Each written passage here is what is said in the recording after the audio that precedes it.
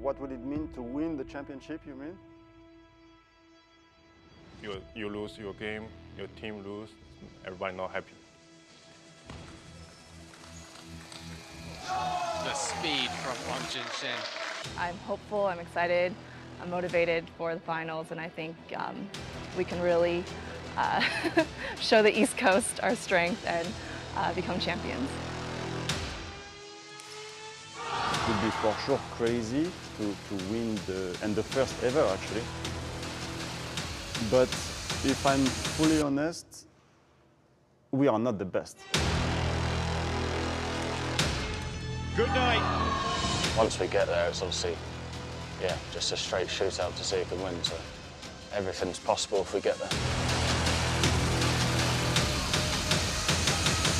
And Amy Wang finishes it for Texas.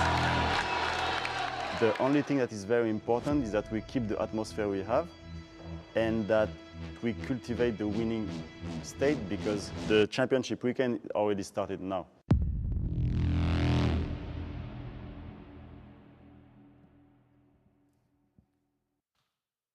Welcome back for the second session of the playoff weekend of MLTT Major League Table Tennis, coming to you live from the Gentile Arena in Chicago, Illinois, USA. Are you guys ready for the second semifinal? That's what I thought. Then let's welcome in the officials for the match, Jorge Vanegas and Jovana Knežević.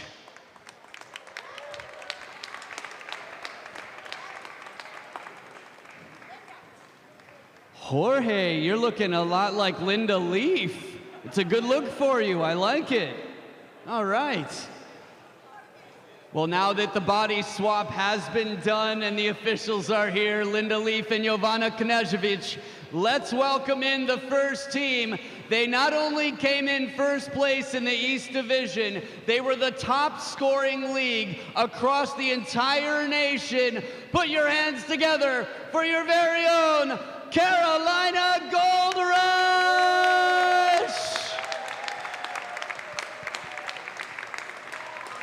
Led by Coach Alex Young. Number 1 in the season, Enzo Angles, Roman Lorenz, Cobra Kai Zhang, Jeremy Hazin, Hong Lin, and Bastien Dupont. And now we'd like to welcome the second place team from the West Division. They had a rough start, but they've been on a roll recently, scoring 227 points. Make a big warm welcome for the Texas Smash!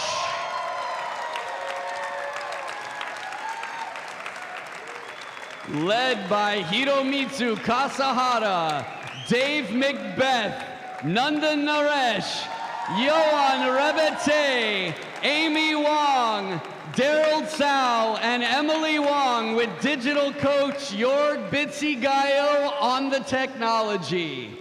So, now that everybody's here, well, we've got a special presentation from the commissioner, Flint Lane. Thank you, Adam. So we just had a wonderful contest at 4 p.m. We're going to have a wonderful contest the evening. Best of luck to all the participants. Last week, the coaches of Major League Table Tennis voted on the most valuable players of the league. We have a men's winner and a women's winner. And no surprise, both the winners came from the best team, the Carolina Gold Rush this year. So without any further ado, I'd like to congratulate Enzo Angles and Hong Lin as the most valuable players for Major League Table Tennis.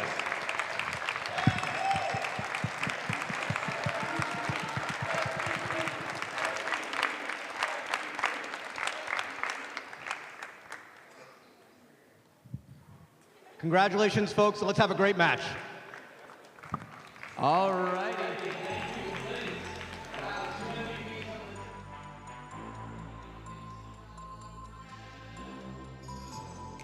Welcome to Saturday night championship weekend, Major League Table Tennis. Enzo and Hong just got some hardware, but that's the trophy that they truly covet. Inside Gentile Arena, we already saw the Princeton Revolution advance to the final.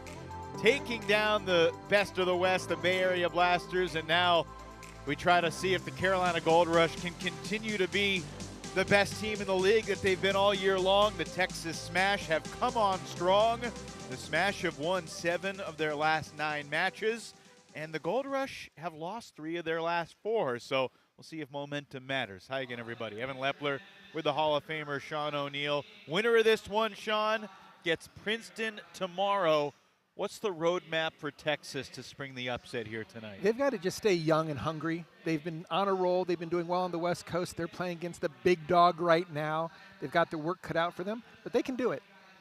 Well, they start with Dave Macbeth, who's back in the AB slot. He'll try to set the tone against Roman Lorenz, and that's a match where you think Texas should have an advantage on paper. And just zooming way ahead to that 4th singles match, Enzo, the MVP, Hiromitsu Kasahara has been rising up the power rankings all year long. He's played his best table tennis down the stretch of the season. And what we saw in that first semi is you've got to go into the golden game with the lead so that you can choose the order that benefits the mismatches. Well, the Chicago Wind are not here, but aim will be important tonight. Winner moves on to the final. Carolina, Texas coming up.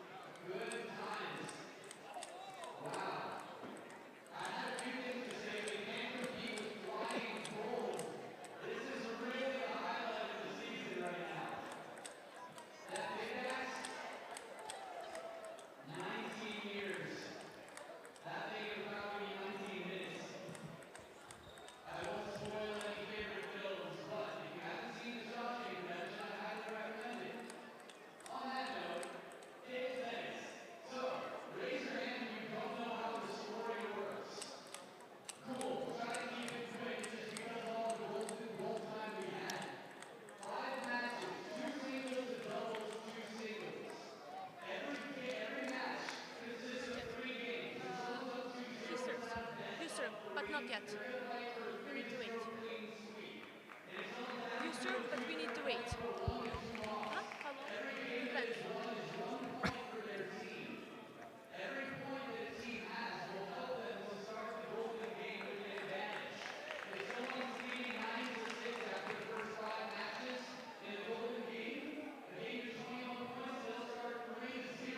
Fans are fired up here inside Gentile Arena, home of Loyola University Chicago basketball and volleyball. First singles match features Carolina's Roman Lorenz, the Frenchman, number 27 in MLTT Power Rankings, and Texas's David Macbeth from the United Kingdom. He has been the only British player in the league this season. That will change for season 2 with his friend Liam Pitchford set to be selected in the upcoming season 2 MLTT draft. But it's Macbeth and Lorenz. Macbeth gave Enzo Angles a tough battle in the interdivisional showdown back in December. 0-0. Today he'll take on Enzo's fellow Frenchman, Roman Lorenz, who will serve first to get us started. What are the keys for each player in this match? Do you view Macbeth as a favorite here? Slight favorite. Wouldn't surprise me if it would be a 2-1 victory. But Macbeth, very strong serve and serve return game. A lot of power once he gets off the table, giving him enough time to take fuller 0. swings. Lorenz, super hard worker, loves to get his forehand into play. Will cover probably 2/3 of the table with his forehand. Good short game. Both players 2, very strong 1. mentally, and they know what's at stake right now. They have to get out of the blocks fast for their team, get some momentum going, take the pressure off their teammates. 2-0. First 4 points, all won by the returner. How important has David McBeth been to the Texas Smash this season? Well, his 60% success rate in Golden Games is tops in the team. 2, Really 3. tops in the league. Only Sonora Silva with a higher winning percentage in Golden Game points during the season than Dave McBeth.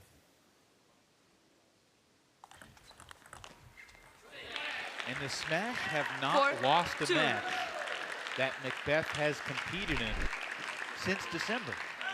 Think about that. They went 3-0 in January in Portland. They went 3-0 in Wichita earlier this month.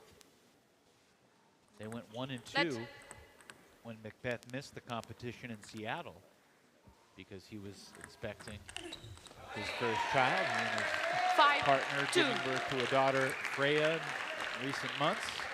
Yeah, I think he had an excused absence for that one.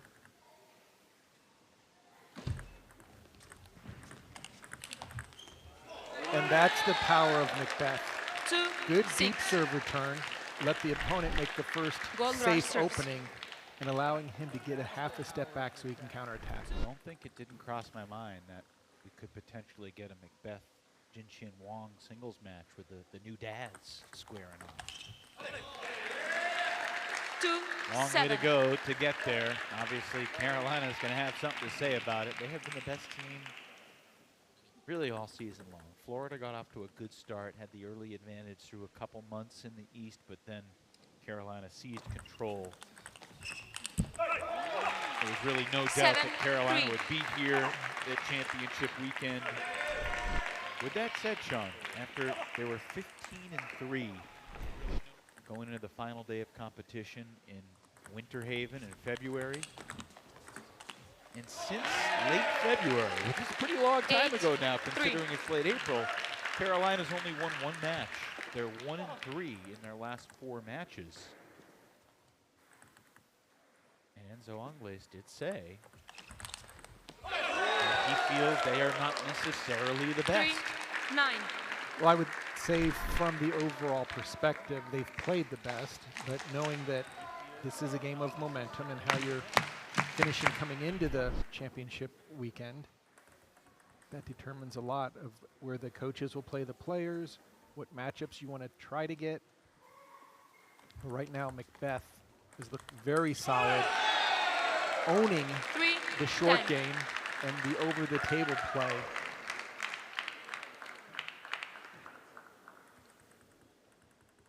And if for some reason Carolina does win, we will have a husband-wife in the finals. 10, Sean's done 4. his part. That's up to Hong Lin to meet him there.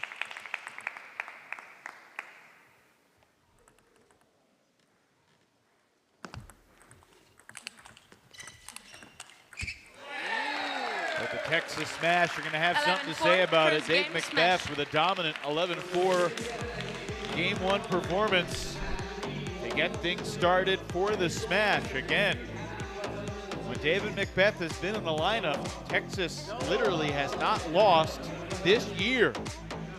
See if that can continue.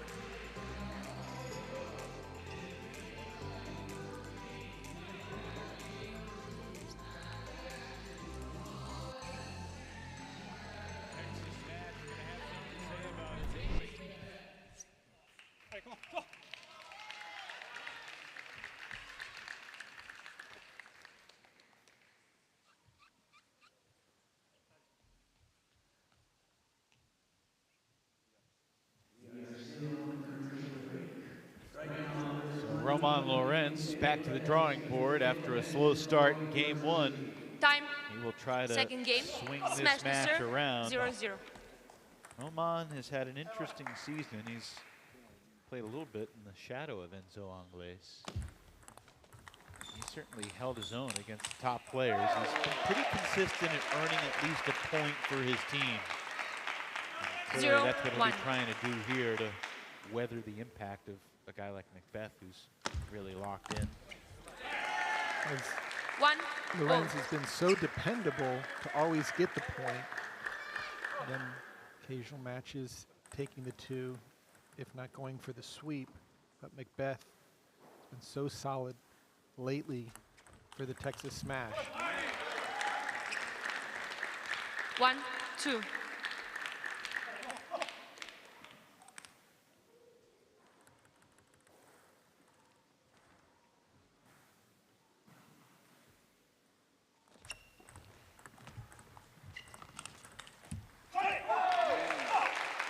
All.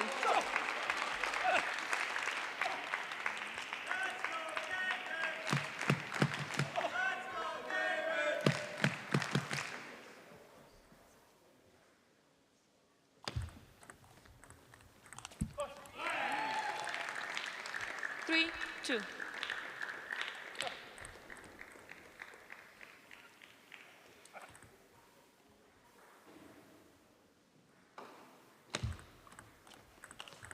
Wow.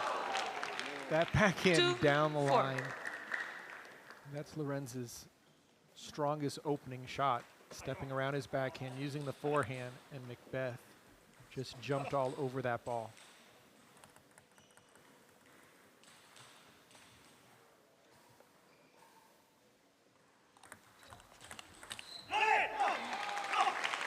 Four, 3.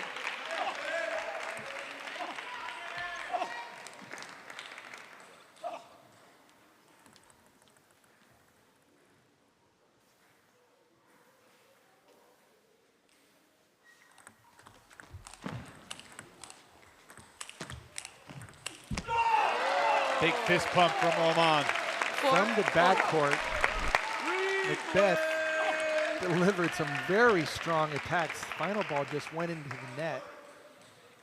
But Lorenz is going to have to stay much closer to the table if he wants to force Macbeth out of his game.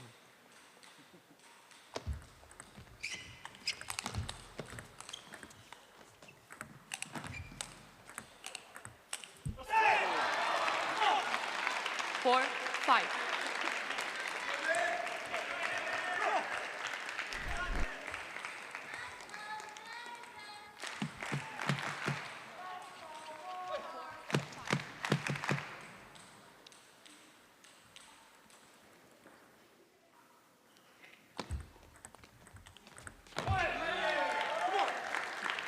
Five, all.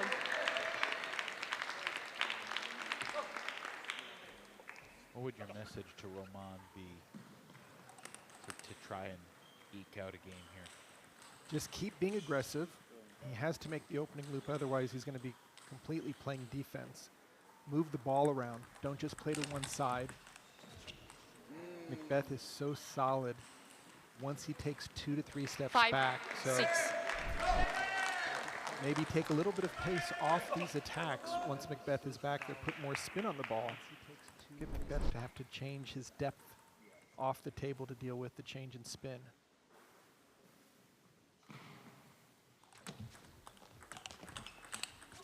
Oh, back edge. catching the edge. 6, In all. the post-game interview after the last match, Matthias Havison mentioned luck multiple times, and think back to how close that match was, how many points could have gone either way. I mean, 3 of the 4 golden points in the 15 games went Princeton's way. A couple edge balls here and there, a couple net balls. There was some luck from the table tennis gods smiling upon the revolution, and for Roman Lorenz catching an edge there could be a difference maker. 6, 6.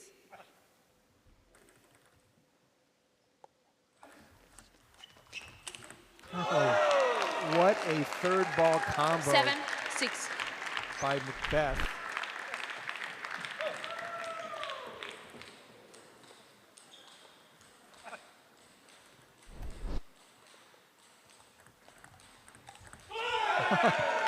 back-to-back winners. 6-8.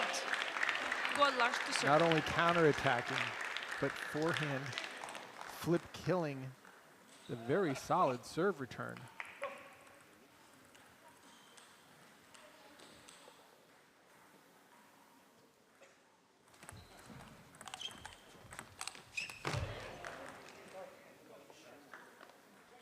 Six, 9. Since the edge ball that tied things up 6-6, 3 straight for Macbeth.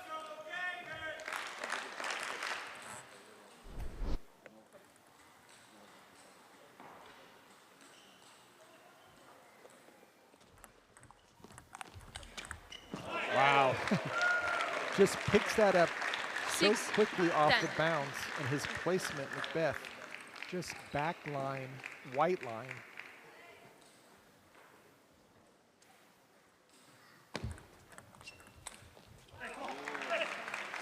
Ten, 7.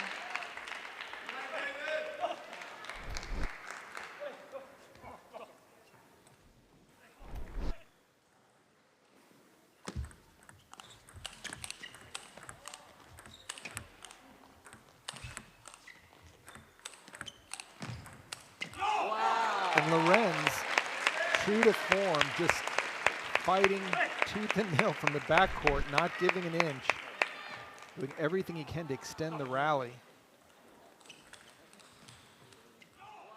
And Lorenz, true to form, just 8, 10.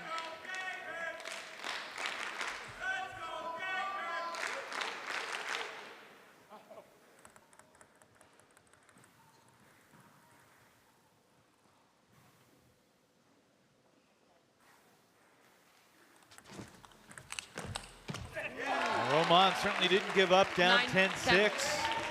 Timeout, smash. Timeout taken here by Texas.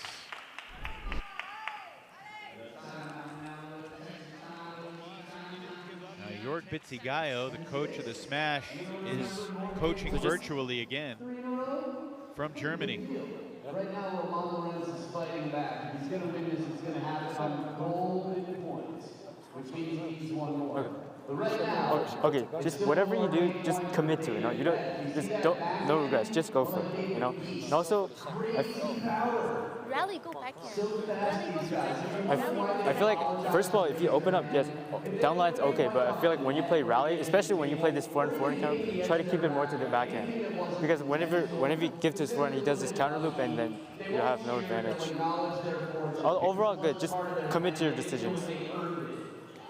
Here's what I'm wondering, Sean.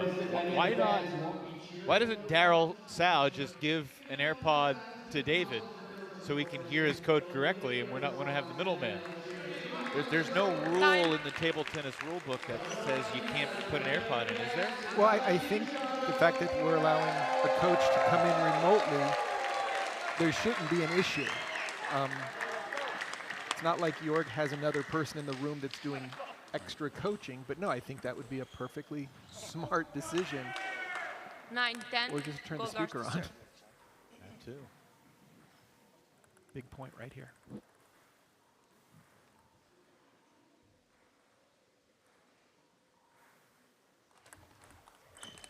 Great return by Dave Macbeth. He certainly didn't hesitate. He certainly went for it, and it pays off. The Texas Smash, no question they're the underdogs. They've got the 2-0 lead, courtesy of their strong Brit.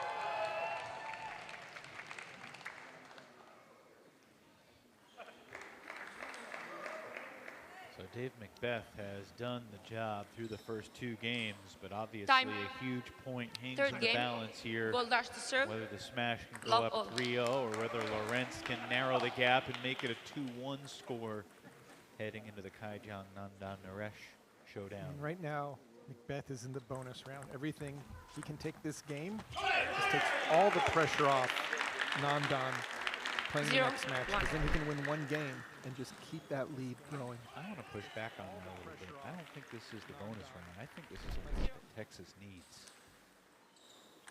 They definitely need it if they're going to win, but 2-0. I would say that Smash. seeing Lorenz playing, he's starting down 0-2 off of his own serve. Not a good start. He is normally so strong in these third games.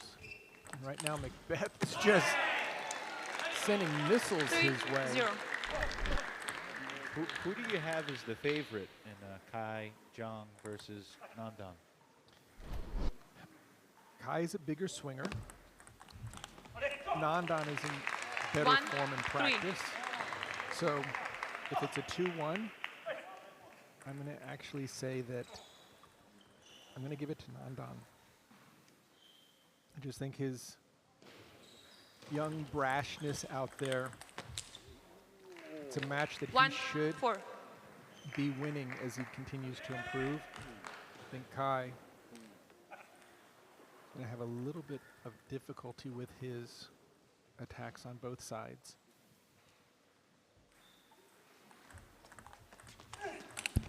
Do you view Rebate as a favorite over Hazin? Yes.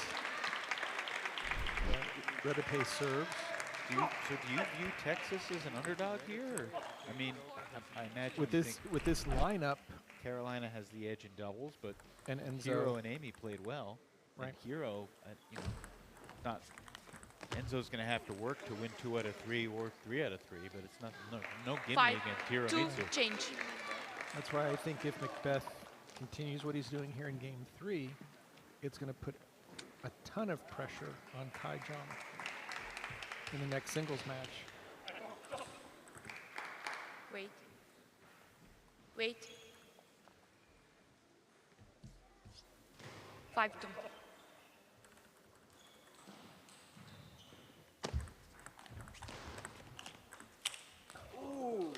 Almost landed. 3-5.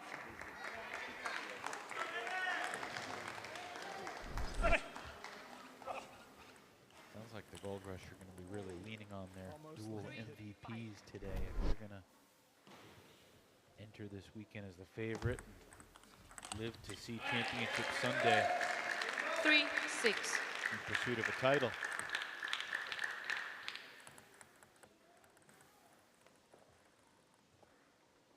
Long way to go.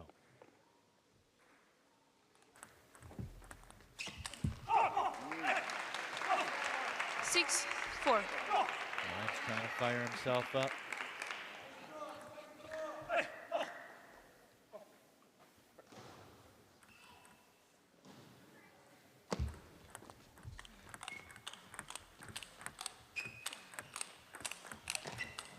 What a rally.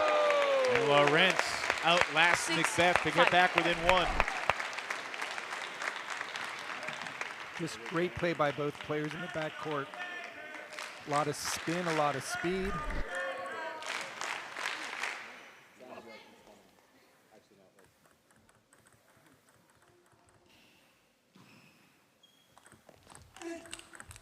What a shot by Dave Macbeth. Just an effortlessness So to his smooth. power. Just a 1-2 combination. 5, Deep out to the 7. backhand. Let Roman make the first attack and then take it right off the bounce. What a shot by Dave Macbeth.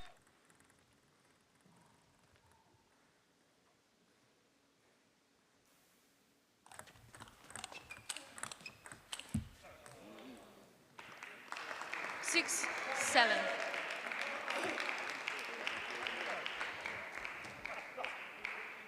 Roman hanging around, trying to steal a point here for Just his squeak, team. yeah, squeak one out for Carolina. Feels like a huge point for the Gold Rush. It really does.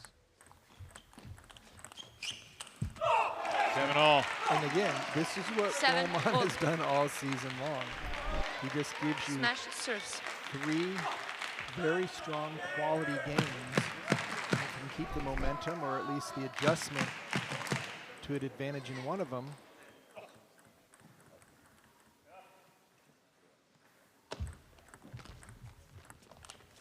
And he normally makes that one. That's his bread and butter.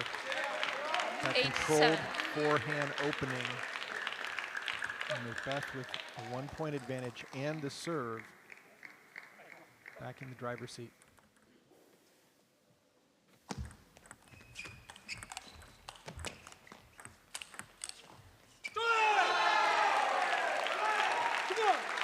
Easy power from Macbeth from both sides. Just taking his time. 7-9.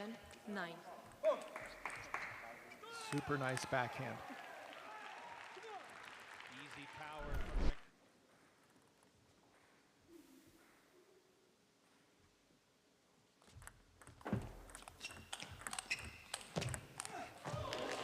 Again, it looks like Lorenz is in control of the point, but 7, Macbeth just 10. fights off some tough balls and figures out a way, and now he is 1 point away from the first sweep of championship weekend.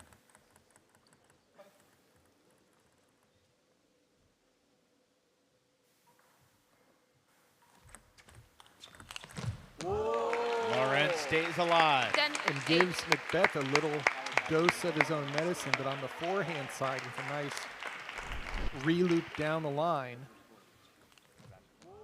Super timing.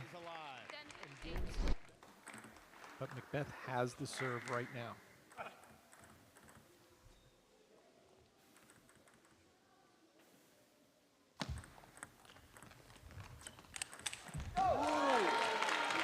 Two game points saved. 10-9. Texas already used the timeout last game, so there's no more timeout here.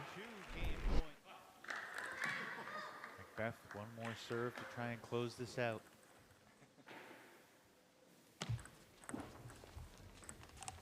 Missed it. Macbeth sweeps Lorenz 3-zip. 11-4, 11-9, 11-9. And for folks who are hoping for an upset, we got a little early spice. Texas with a 3-0 lead over Carolina.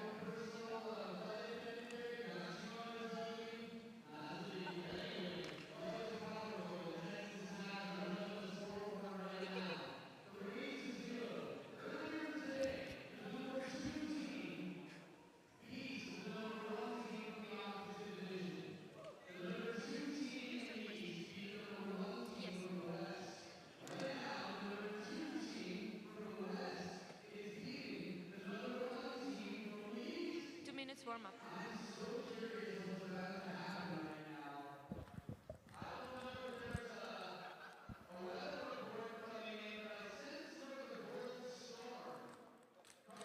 Well, to the delight of Texas Smash fans, David Macbeth has the team off to a 3-0 lead.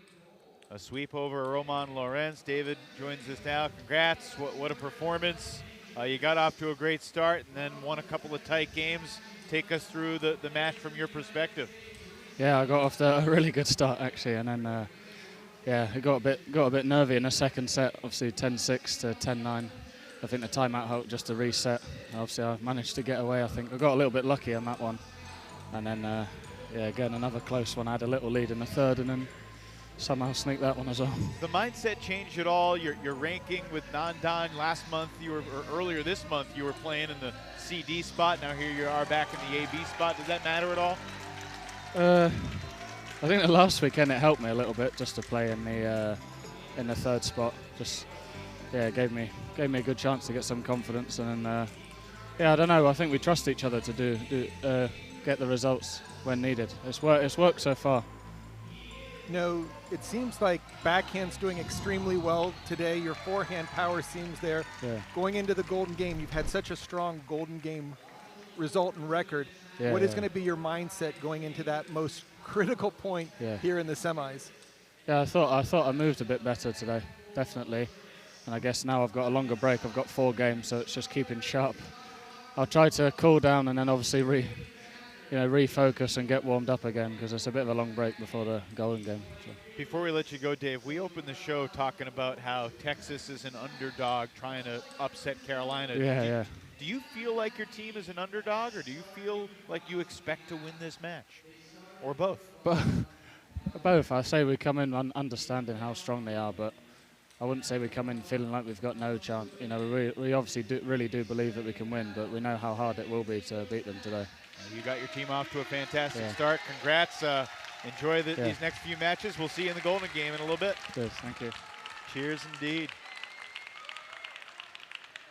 Nandan Naresh takes the table next for Texas against Kai Jong.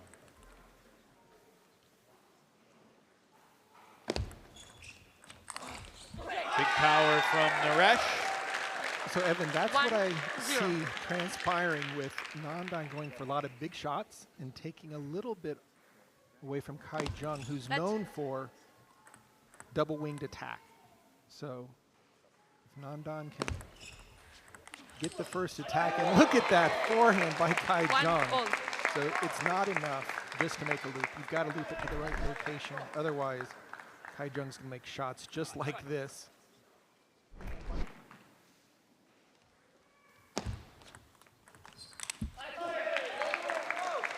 Two, one.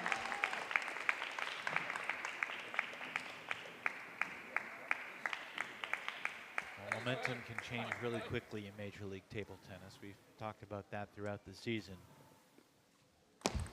Setting the tone in the first single spot is nice, but if the person in second singles doesn't follow it up, all that good work could be erased pretty quick from a lead standpoint. But there is certainly some pressure on Kai, and that's an excellent sequence from Naresh. Got the pop up on the serve return, and then clearly waste no time putting it away. Going to the right location, taking that ball down the line to the backhand versus challenging Kai forehand to forehand. That's a tough combo for Naresh. Not easy to make 2 really strong backhand loops right in a row. And Sean, with the way the lineup is oriented, I agree with everything you said. I think Texas has a great roadmap to win this match. Obviously, they need to perform, they need to execute, but the roadmap is there. The reason we set the table talking about not necessarily David versus Goliath, David versus Rahman, but look, Carolina won almost 63% of all possible points available to them during the season. Far and away the best in the league. They finished with 290 points out of a possible 462. And this is a Texas team that won less than 50% of all available points. Overall, they won 49.1%, 227 out of 462. But we also mention how down the stretch of the season, they're 7-2 in team matches over the course of their last 3 weekends in 2024, and both those losses in that 7-2 were without Big Dave McBeth. Exactly. No, they're fully lined up for this match. Gold Rush serves with their strongest team. Rebete has missed some matches as well. Lined up for this match.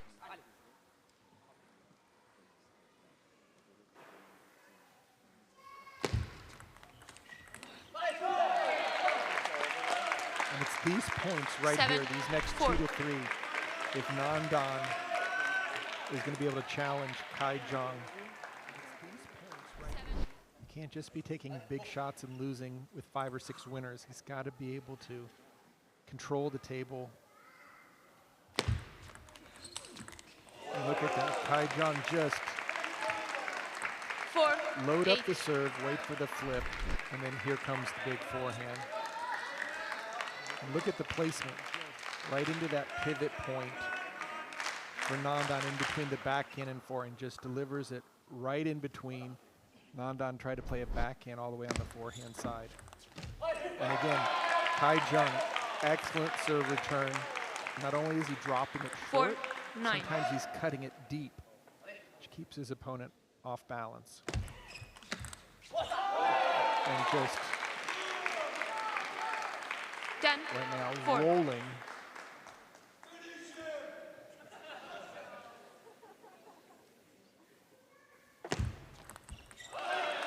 Game 1 to Kai Jong, and Carolina does get on the board.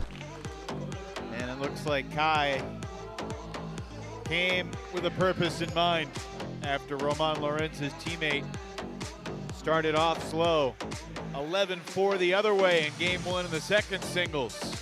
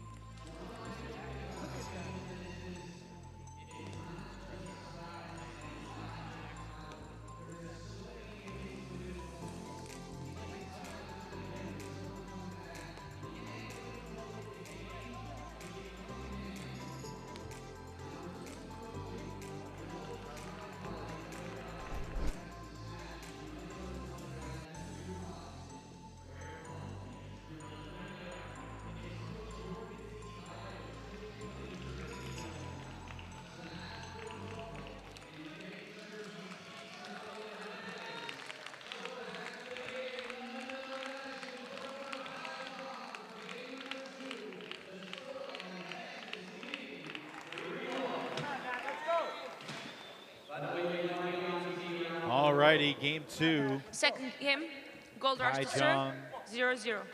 with a dominant 11-4 win in game 1.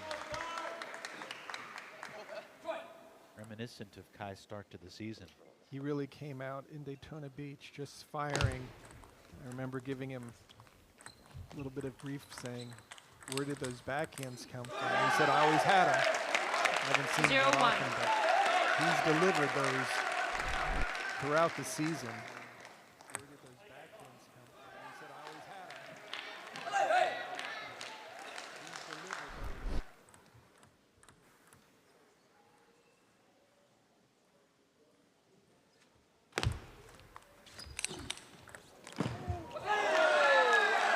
A little bit of a risky return there.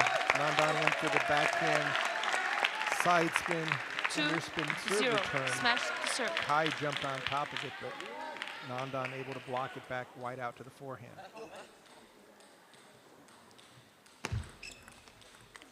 It's a nice backhand opening 3-0 by Nandan. Certainly a good reset for Naresh.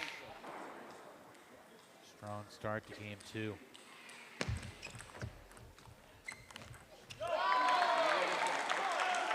One, 3. John gets on the board here in the middle game.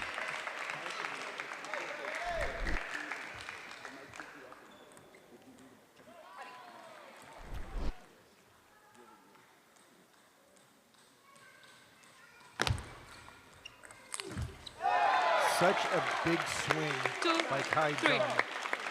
Both feet off the ground. Well placed.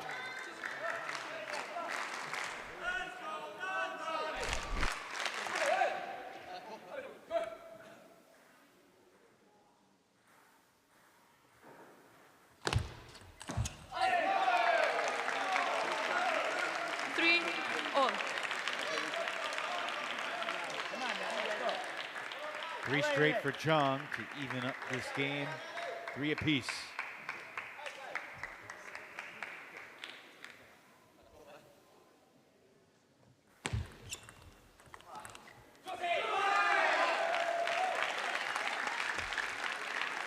3.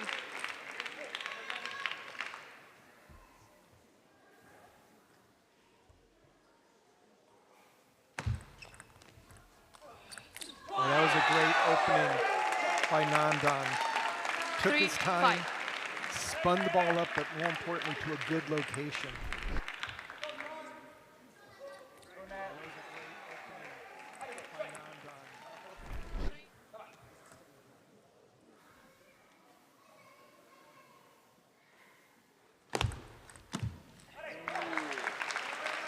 Side top spin serve by Kai Jung.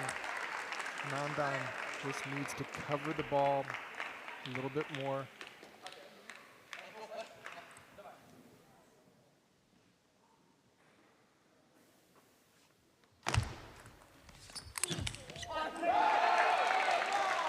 Certainly doesn't lean back and just try to get it on the table. He goes for his shot, doesn't he? No hesitation whatsoever. 5. Just an instinctive aggression to the way he plays.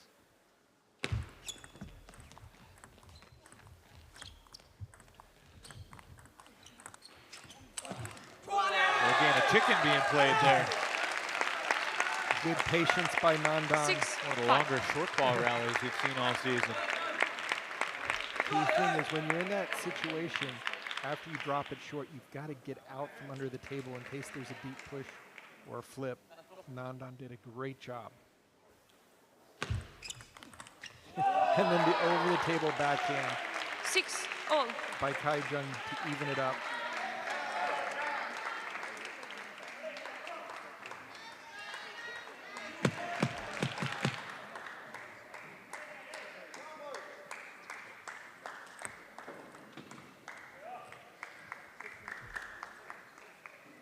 Six all.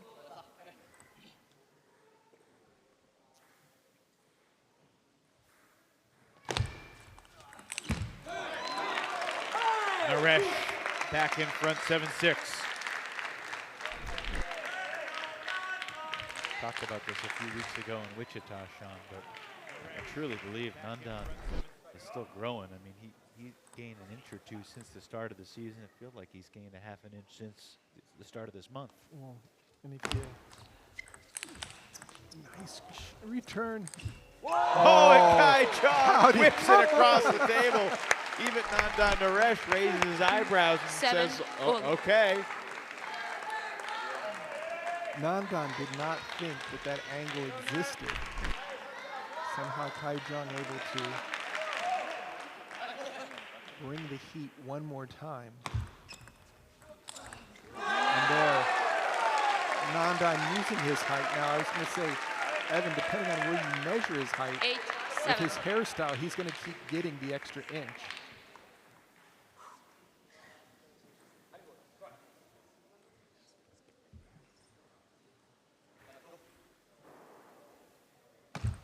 Let.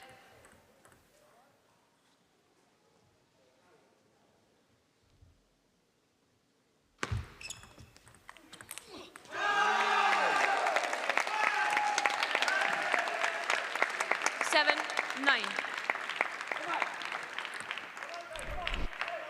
Nandan needs to think about returning some of these serves if they're short serves short on the other side. Letting it go deep, Kai will get the first attack.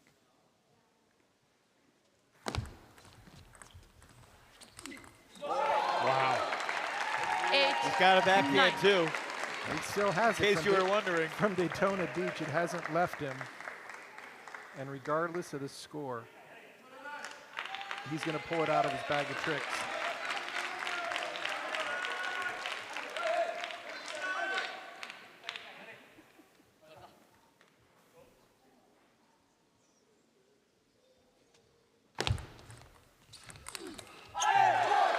Nine all. 9 all. At least Nandan has the serve right now, but the push off the side top spin serve is not going to put much pressure on Kai Jung. And whether he should rip the ball as hard as he can into the body.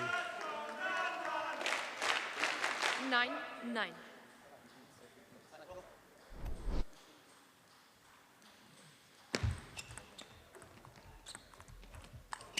Missed it. And Jong has a game point here in game 2. Talk about potential sweeps. 9, First 10. Macbeth, now Kai Jung. 1 point away from taking a commanding 2-0 lead. 10-all. And for the first time in this Carolina-Texas tussle, we've got a golden point. Kai with the serve. He's been serving a lot of short side spin, top spin serves, forcing Nandan to bring the ball out. In a match that you think is going to be close, these points are gargantuan. Kai Jong has earned 2 straight points for the Carolina Gold Rush.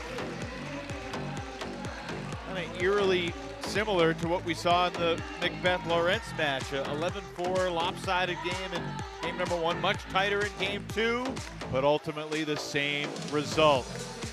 See if Kai can follow Macbeth and complete the sweep.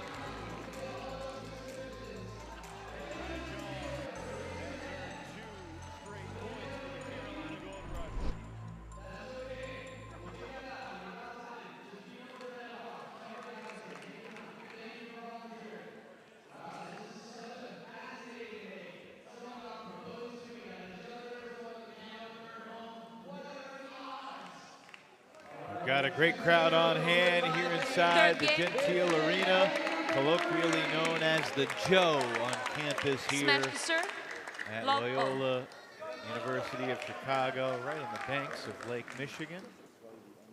Nandan Naresh serving to start game 3.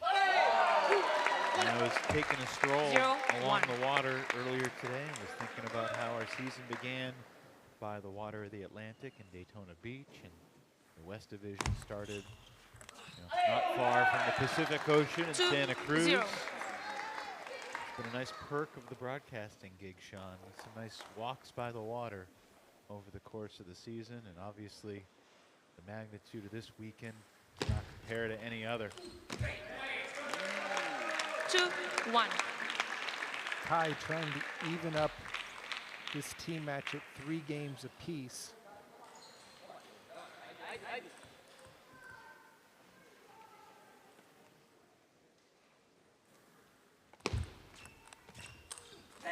By the way, the water in Lake Michigan today might have been warmer than the Pacific Ocean was in September in Santa Cruz, which is a little surprising. Now, Daytona Beach was a bathtub when we were there. That water was like 85 degrees.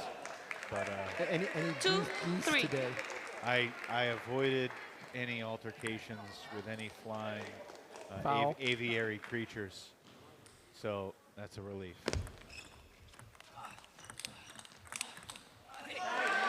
Did you start the Twitter account, by the way? You mean the X? No, I mean Twitter. I think I know who started this Twitter account, but I'm not positive, but I was followed recently. Was it Evans Geese? It was something like that, yeah. 4-3. I can't find it right now. We got more important things to worry about.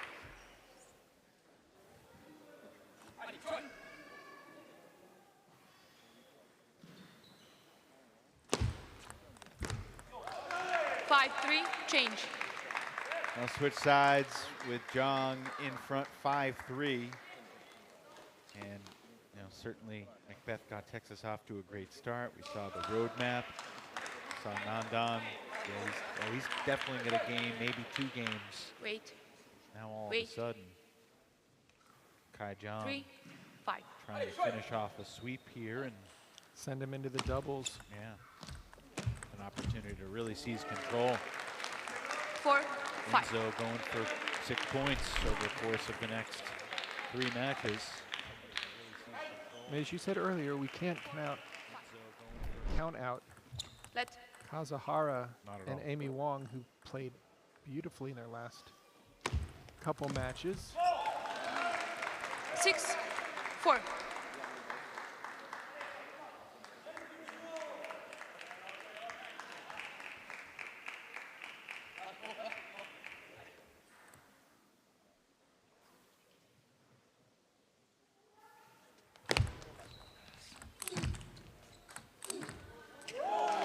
Just too fast, too much spin, and such an extreme 7, angle. 4.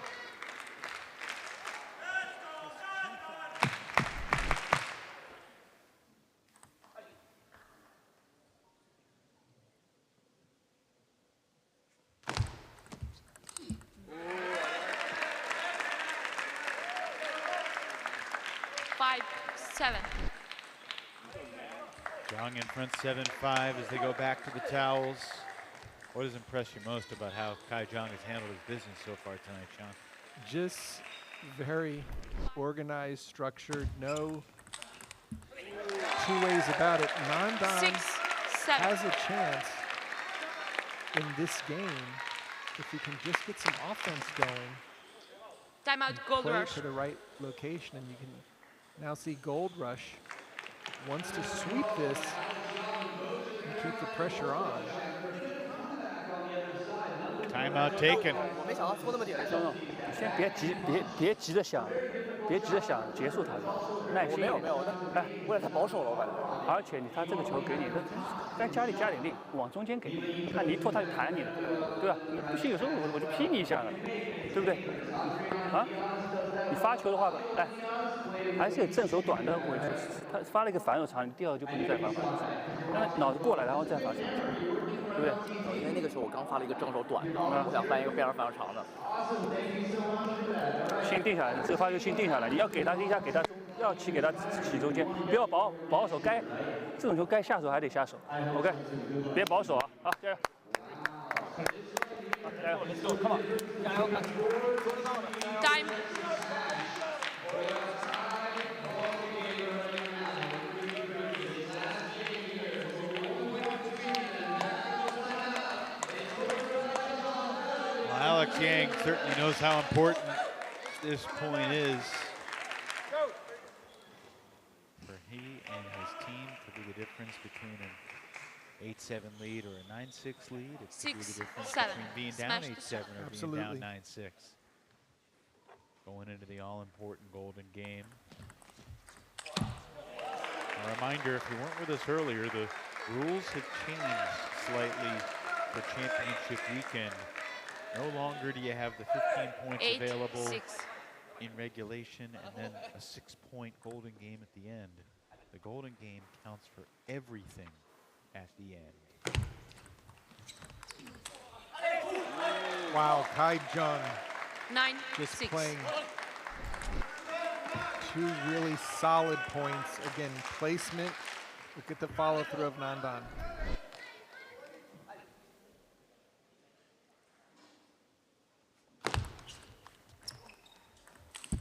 Missed it. Big miss. 6, 10. Gotta have more than one gear on that type of shot.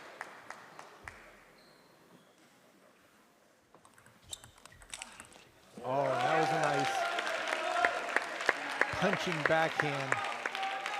5.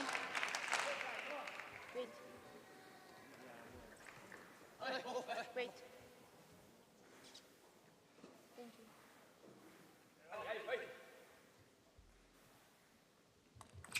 Let.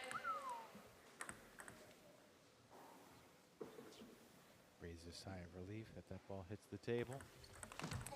But one shot later, it's over. And Kai Jong sweeps Nandan Naresh. 11-4, 11-10, 11-7. After we saw 0 3-0 sweeps in the Princeton Bay Area match, we've seen back-to-back 3-0 performances from Macbeth and Texas, and now Jong and Carolina.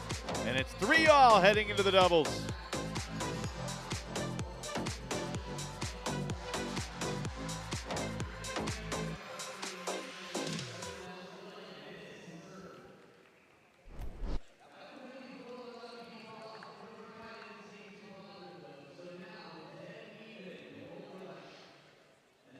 Pretty good.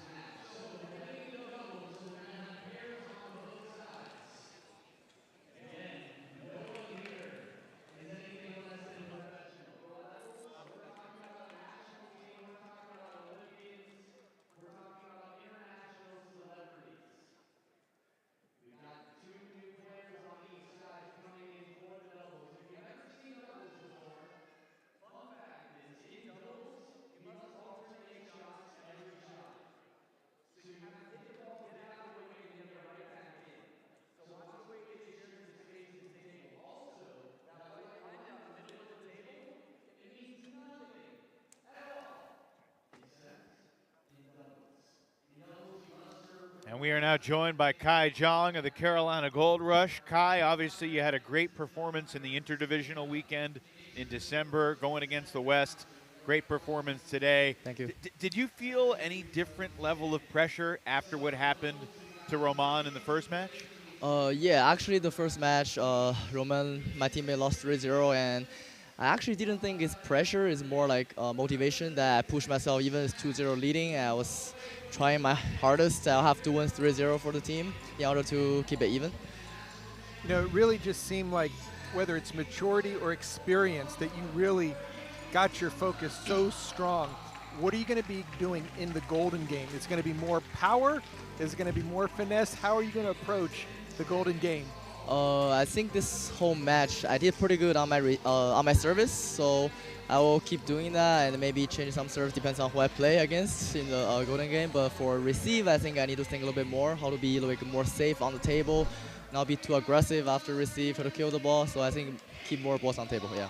Kai, we're about to watch the 2 MVPs of the league this year. What's it been like being teammates with Enzo and Hong and watching them go about their business all season? Yeah, so they are the #1 double pairs, I think, in the entire league right now, and I just want to cheer for them and hope for the best, yeah. Clearly, practicing against you is what made them the players that they were, right? Maybe. Maybe? Yeah, I practiced Ling Hong this whole day yesterday also, so yeah. We will see. Well done. We'll see you in the Golden Game. Thanks, Kai. So much. Thank you. All righty. Enzo and Hong have been the best doubles team in the league all year long, and it hasn't been particularly close. And the Texas Smash have been mixing and matching players with Amy Wong, trying to find the best combination throughout the season. But lately, Hiro and Amy playing together have worked well. They went 8-1 in Wichita, not bad, playing doubles together last month. 0-0. And in Portland in January, they went 5-1 playing together. They went 4-5 in the Seattle event in between them. So all in all, they've won way more than they've lost in 2024. And Enzo catches an MVP edge 1-0 at the outset. Our first look at these MVPs. Clint Lane, the commissioner and founder of MLTT, surprised both these players on FaceTime in the weeks leading up to this event to present the MVP awards. And then 2-1. in addition to the money that they've been promised, they also got some nice hardware to commemorate their success. The individual honors are not what anyone was seeking, and it really has redefined success with the MLTT format, the teams competing as groups instead of individuals. You felt the camaraderie and the teamwork all year long, and Look, body language from the bench, and how many points is that worth? You can't quantify it, but it matters. It really does. With Carolina, they've been so solid in making sure their best players are always there each weekend. They've been so consistent with having their top-tier players able to compete. And again, the MVP awards were in addition to $5,000 apiece. So once again, giving players a chance to continue their careers at an older age. And look at this. Enzo was sent so far out to his forehand, he had to come back with a right-handed forehand to even touch the ball.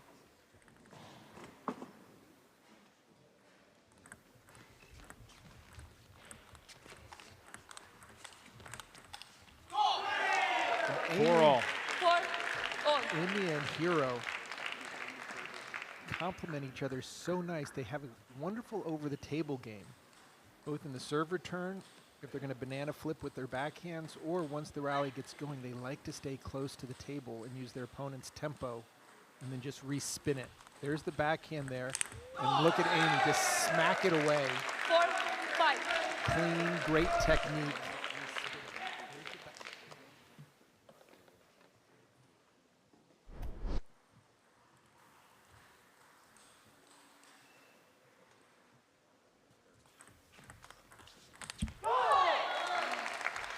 Five all here in game one of the doubles. Think about the doubles journey for Kasahara this year. I mean, in his first 3 MLTT weekends, he went just 3-12 in doubles. But after that hole that he dug himself, he's now above 500 in games for the season. Playing mostly with Amy Wong. And there's Amy's over-the-table backhand. 5-7. Certainly no coincidence that Kasahara and Wong missed the Houston weekend in October, and that was the weekend where the smash struggled the most. And there's the backhand. Amy says it's her favorite shot when she can step around, short ball to the forehand to get her backhand, and it gives her a lot of angle cross court. Honglin with a wonderful backhand opening of her own.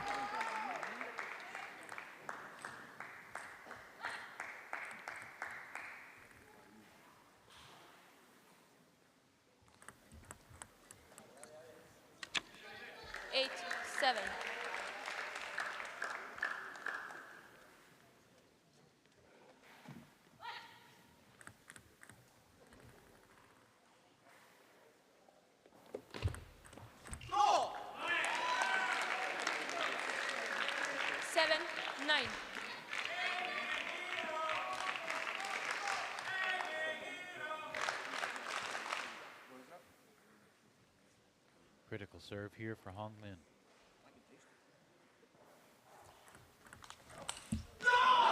And Hiro continuing to just put doubles pressure on the server with his backhand over the table.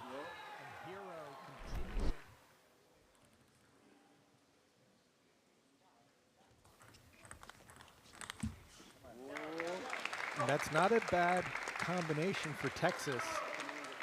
Hiro with the first backhand, and then Amy playing the next one off the bounce. That's how she likes to play singles. Opening up off the serve and then keeping the pressure on. Couple of game points on Kasahara's serve for the smash. Tough shot for Lin there. Had to climb around the table, navigate around it, and unable to return it. So Kasahara and Wong continue their hot stuff in doubles. 11-8 in game one, and just like that, the smash retake the lead 4-3.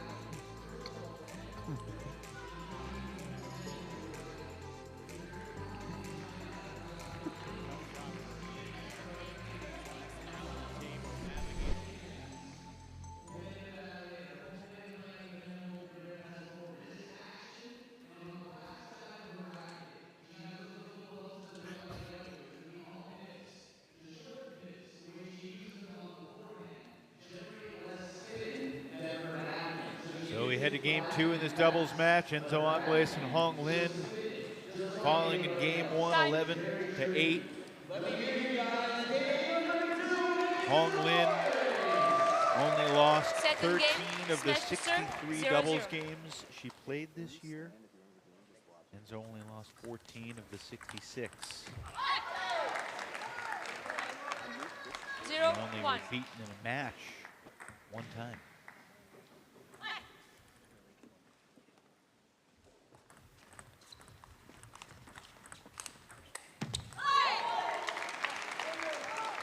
Carolina was especially dominant overall at the interdivisional weekend.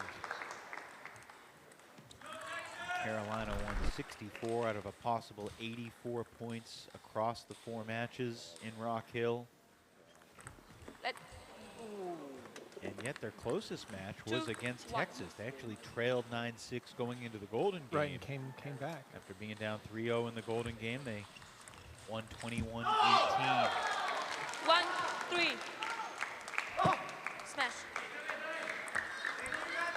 So yeah, in that match, both Rebete and Kasahara had 3-0 sweeps in their singles matches. Rebete against Hazin, who he's going to face after this, and Kasahara did it against Roman Lawrence.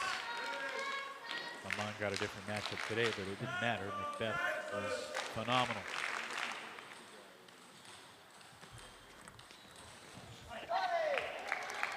When Enzo and Hong played doubles in December against Texas, they were going against David Macbeth and Emily Wong, not Amy Wong. The top U.S. women were playing, I believe it was in the Pan Am Championship, so you had Rachel Sung, Amy Wong, and Lily Jung all busy winning gold for Team USA, so you had a number of pool players. Kind of interesting to have Rachel Sung's sister, Joanna Sung, the twin, come and play for Portland. So they kept it in the Sung family. Joanna did exceptionally well. We had Angie Tan there playing at the same time often as her sister Emily. Exactly. Oh. 3-5. Enzo pops right back up. Replay!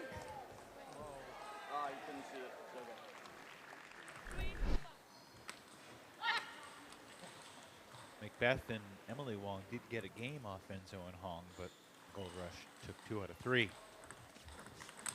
And that's the style right there, at least the tactic that Texas is counting on. Good short serve, slight pop-up, and then whether it's Amy or Hiro going for the over-the-table. That time, Enzo perfectly placed it out to the forehand, away from the backhand.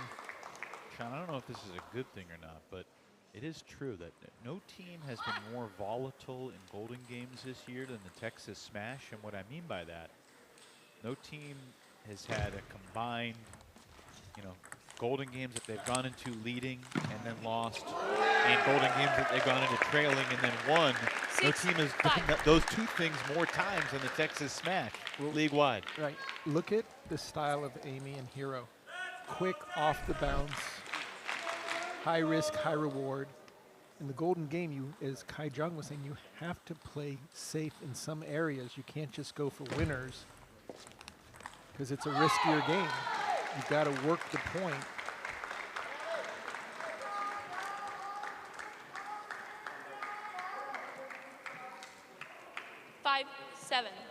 It's tough to find rhythm when you're going for such big shots all the time.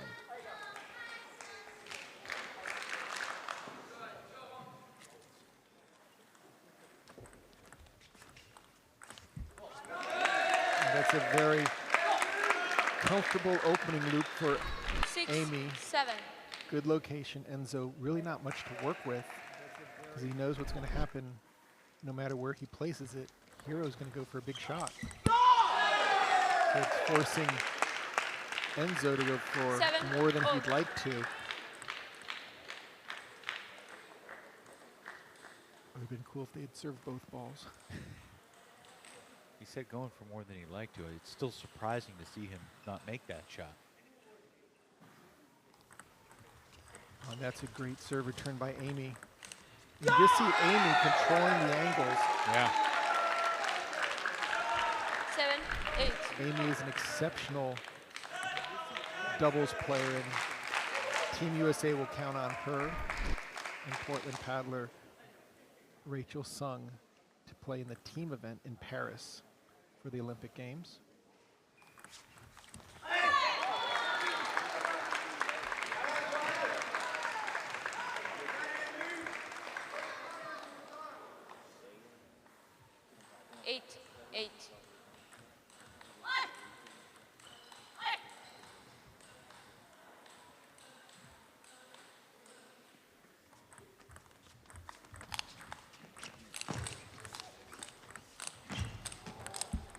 Best point of the match, and Texas takes the lead, 9-8.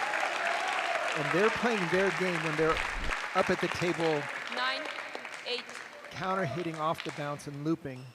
Honglin unable to play the wide ball out to her backhand. Reaching for it, catching the net.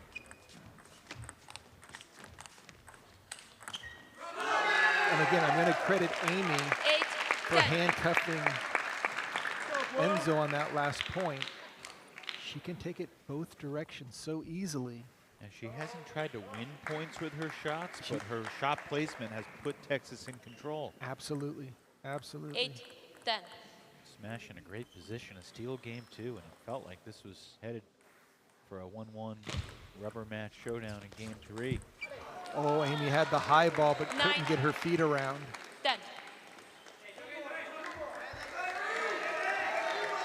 One more game point for Texas on Enzo's serve. Honglin loves to mix it up. Sometimes short, sometimes deep.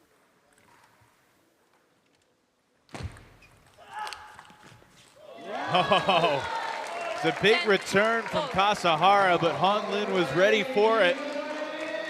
And now our second golden point of the team match. First golden point won by Kai Jong over Nandan Naresh in the second singles. 10, 10. Kasahara will serve, 10-all.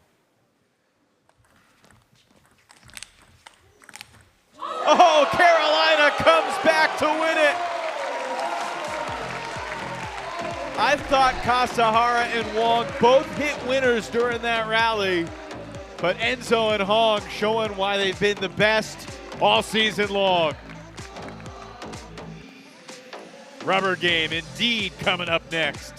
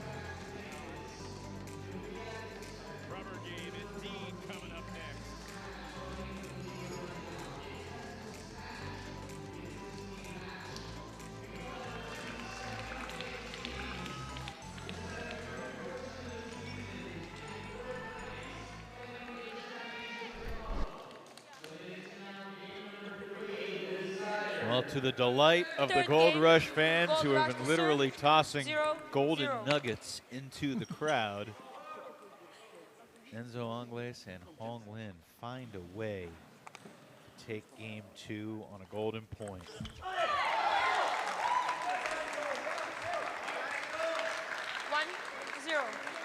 What can you say about what we just saw, Sean? I mean, those shots are just truly amazing.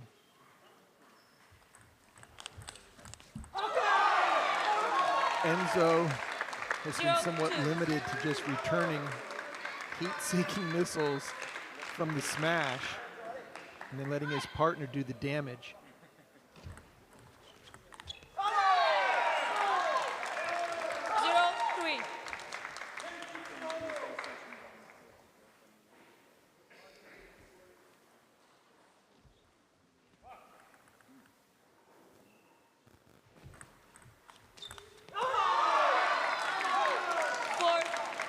question is this timeout material to stop the run?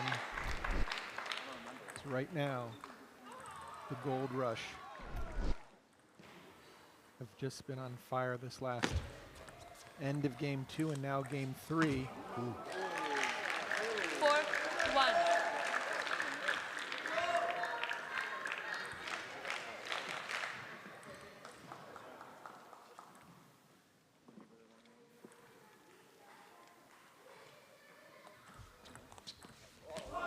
Another ridiculous angle from Amy Wong.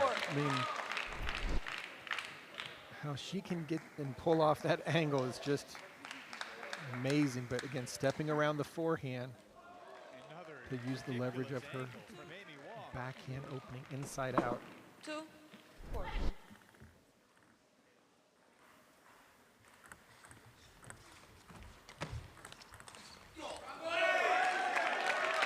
3-4.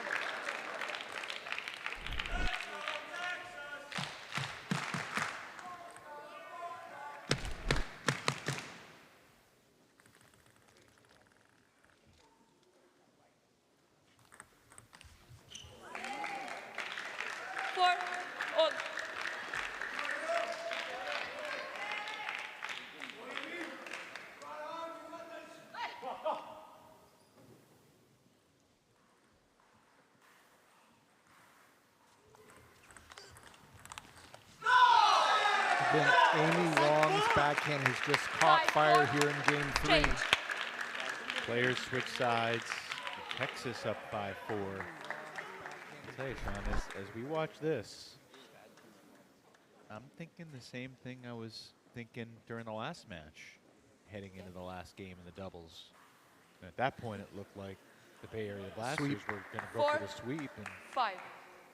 Deshawn and Angela found a way to salvage that game, which changed everything, and ultimately, in an 8-7 match through 15 games, every point could have been the difference, but that point felt like the difference. And obviously, it was just a 1-point lead, but it allowed Matthias to set the lineup the way he wanted it, and obviously they dominated the Golden game, winning 21-11. They had a 20-8 lead. And you can see the expression on the Gold Rush. They understand the significance of this game in the bigger picture.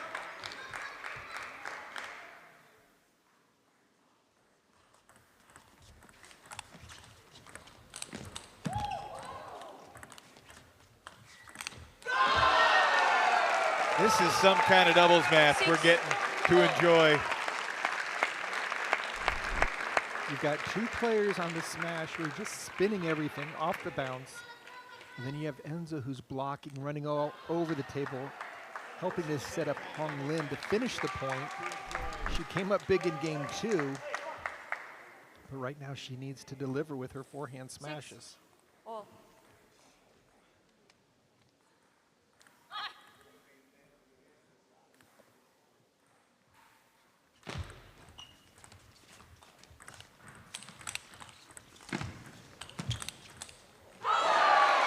Another point where you could just spend an hour breaking it down, all the different shots and the angles and the choices. Both teams playing their strengths. How Enzo gets this one back. 7-6. And he gets it back with something on it.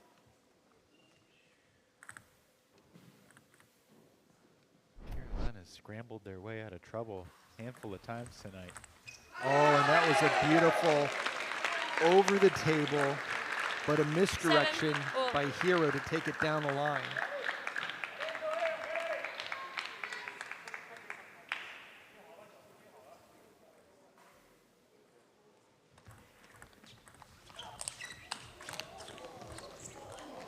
Goodness, Angles again holding his back a little bit after he had to lunge so quickly for that ball. I mean, he's taken 6 and 7 steps to run down Amy Wong's angled backhands.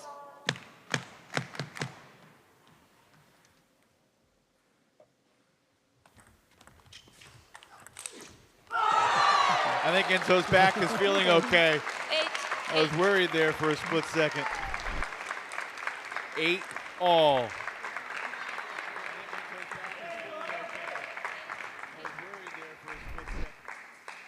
These two teams have been battling all season long to get to this moment. Now that they're here.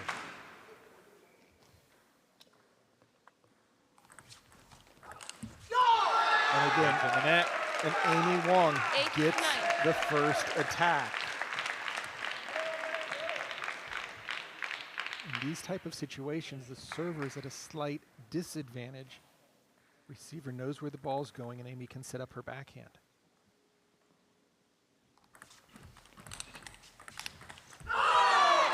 The big forehand from Hong Lin. 9-all. She knows she has to take it because the way the teams are crisscrossing, Enzo's out of the point by this juncture. So far off to the left, Hong Lin has to deliver to finish these points. Could we get to another golden point? 9.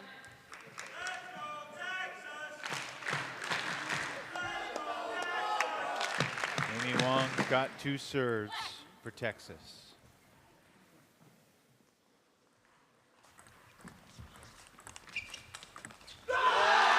Wong the serve and the forehand blast.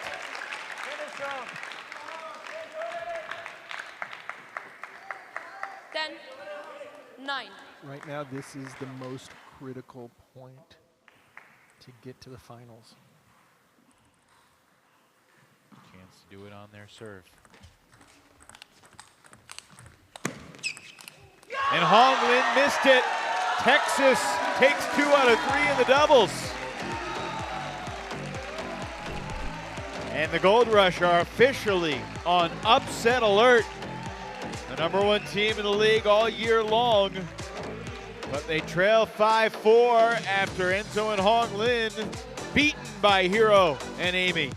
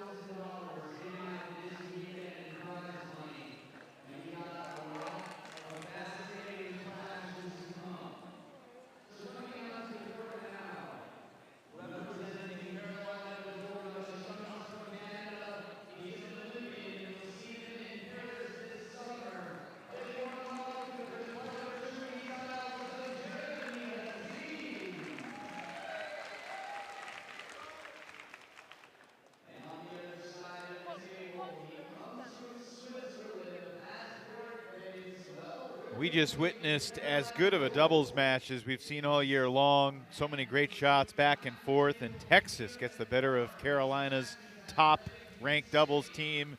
We're joined by Amy Wong. Amy, congratulations. What was that doubles match like to play in? It felt like one great shot after another. Yeah, I think Hiro did great in this match. I think he really carried throughout. Coming up to this match, I was a bit nervous because we were tied, and I knew that this match was very crucial. I think we were tied. Were we tied? Yeah, this match was really crucial for our team. So in the beginning, I was playing too aggressive, and I realized that like there's Hiro, like he can't be the more aggressive one. So towards the end, I try to like remain more controlled. And what were the big strategy points going into the match against Enzo and Hong specifically? Yeah, we know they're very aggressive players. We know that Ling Hong, she's very good at controlling the ball, Enzo being the more aggressive one. So we try to keep the ball short, and yeah, I think we try to be the more aggressive one, so they're not able to like pressure it on us. And going into the golden game for your next match, how are you going to translate this win? Is it going to continue to be aggressive, play a little bit safer? Are there any players you'd like to play against in the matchup? I think for me, it really doesn't matter who I play against. I think my main goal is just to try to win as many points as possible for my team and just try to remain calm and try not to be overly aggressive. Well, thanks for putting on a show for us and the fans and everybody watching around the world, and get a little bit of rest, and we'll see you in the Golden Game. Thanks so much, Amy. All righty, Texas has a 5-4 lead. And if Johan Rebete can do to Jeremy Hazin what he did in December, then Texas would clinch a lead going into the Golden Game. Because when Johan played Jeremy in December, he outscored Hazin 33-13 across 3 games.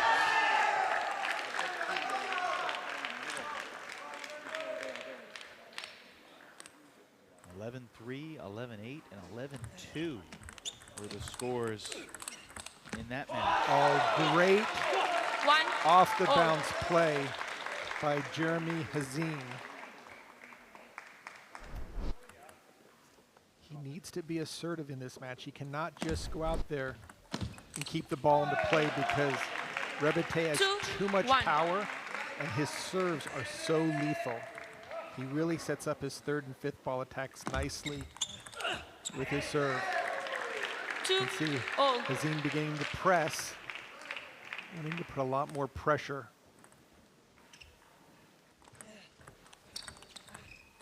Yeah. The righty-lefty matchup here really amplifies the advantage for serve with Rebete because the ball's spinning away, spinning into Hazin's body. So he's got to remind himself to move his feet. He's reaching for the ball.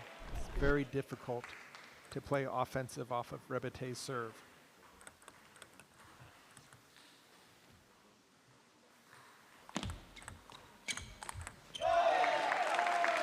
Good stuff from Hazin. Really solid. When he's moving his feet, he's playing offense. When he's standing still, that's a nice deep half-long serve.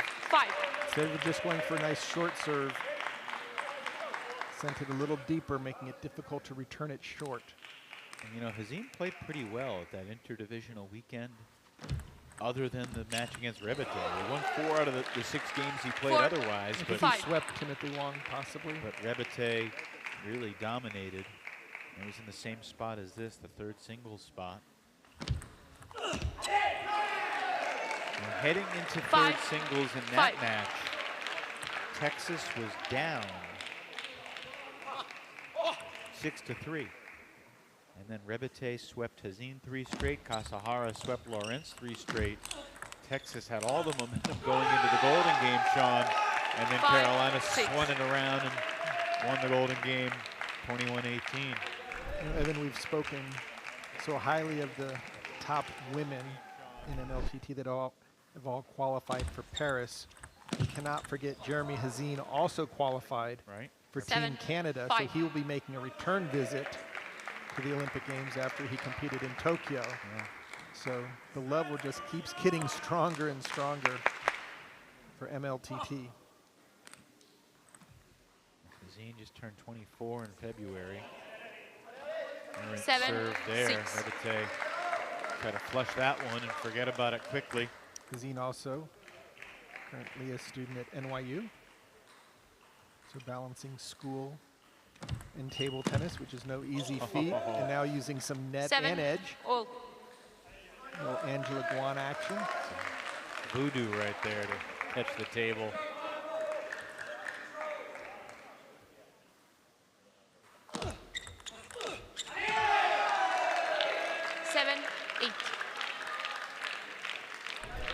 Rebete really challenging Hazin directly off the serve, stepping over to play his backhand. Oh, nice drop shot, short to the forehand.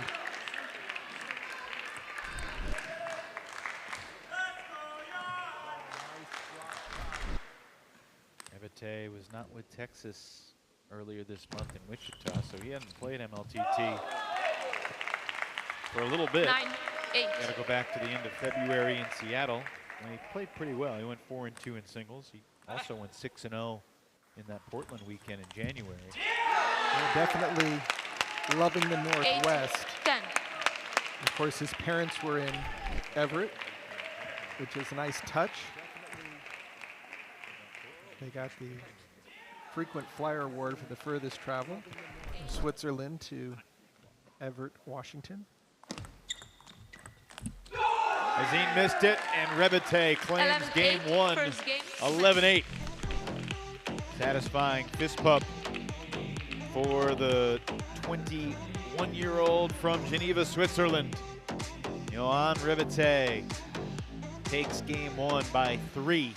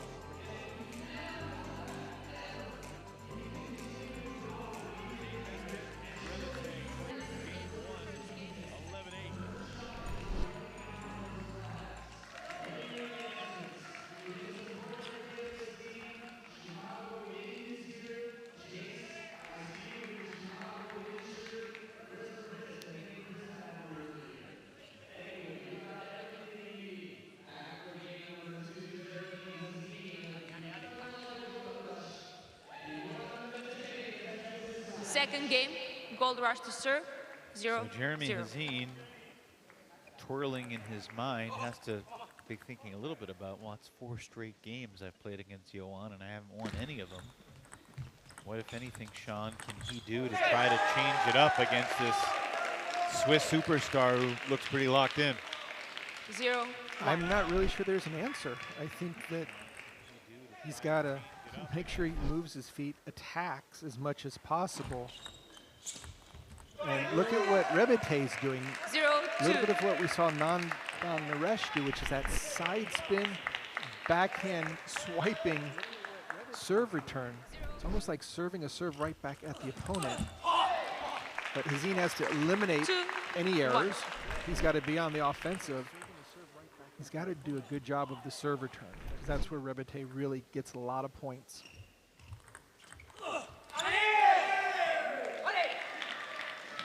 1-3. And you don't have to work for the point on your serve because you get a point direct. Makes it that much easier to have strong serve returns. That's a nice combo there by Rebete to drop it short to the forehand. We saw that in game one work. Hazin just has to keep moving. Cannot afford to stand still. That's a nice forehand. 3-3.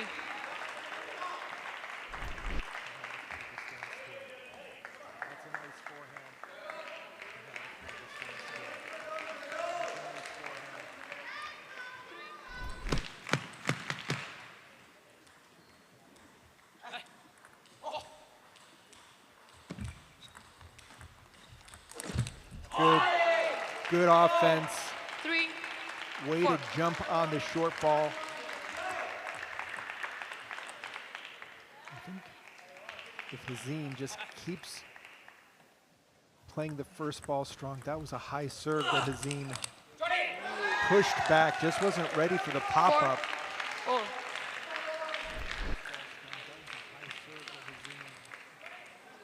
Rebete, great footwork, getting his forehand into play. Super counterattack.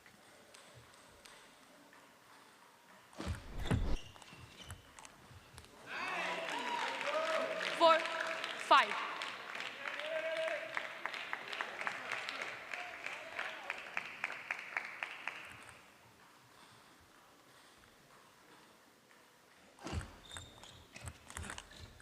Oh, you got to be kidding. Hazin sort of gave up on it because he didn't think it was going to hit the table. Rebete just stayed 6, with it, 4. got his backhand. Saw that same reaction from Tao Jong earlier tonight. 6, 5.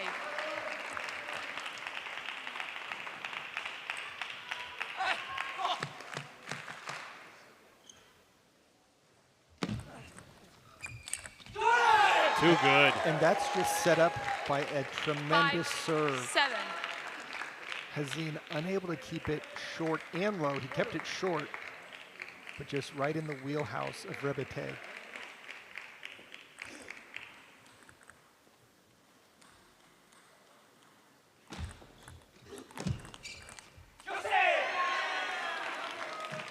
Five, 8. Go on, creating a little separation here.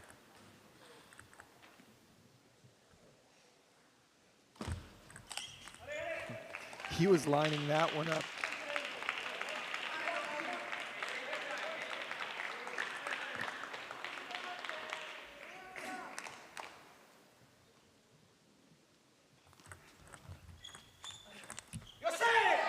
Nine, 6 now for Rebete. 6.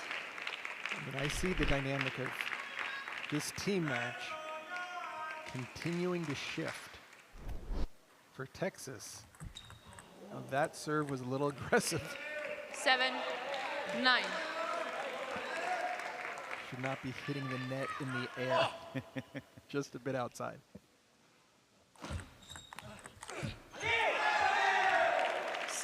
Hazin has been a guy all season long who wears his emotions on his sleeve, on his face, on his belly, everywhere.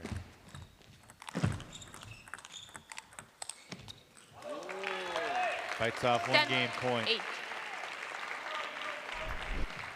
That last forehand just figured out a way of getting the racket across his body, but well placed, inside out. Rebete has the serve.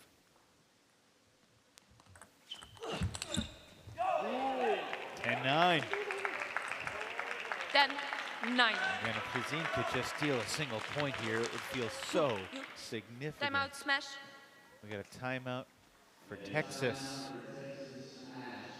Would just give Enzo a chance if he were to sweep into the golden game with the 1-point lead. Right. And no guarantee he wins this match, let alone sweeps it. Honestly, just you don't need to kill first one. Just open up, spin. Yeah, lead this like 80-90%. We'll see many of these players, including 81 and Jeremy Hazin, in Paris this summer. So up to 60 seconds for the side that calls the timeout. The opponents, well, they don't get to control. The side that calls the timeout. Okay. He's trying to open up the serve right now. Like if you serve to him, he's just trying to do this. Honestly, this ball you don't need to kill because he's not gonna rip you, right? Like, most of the time he's just gonna block. Just get ready to play rally. You got this. You got this.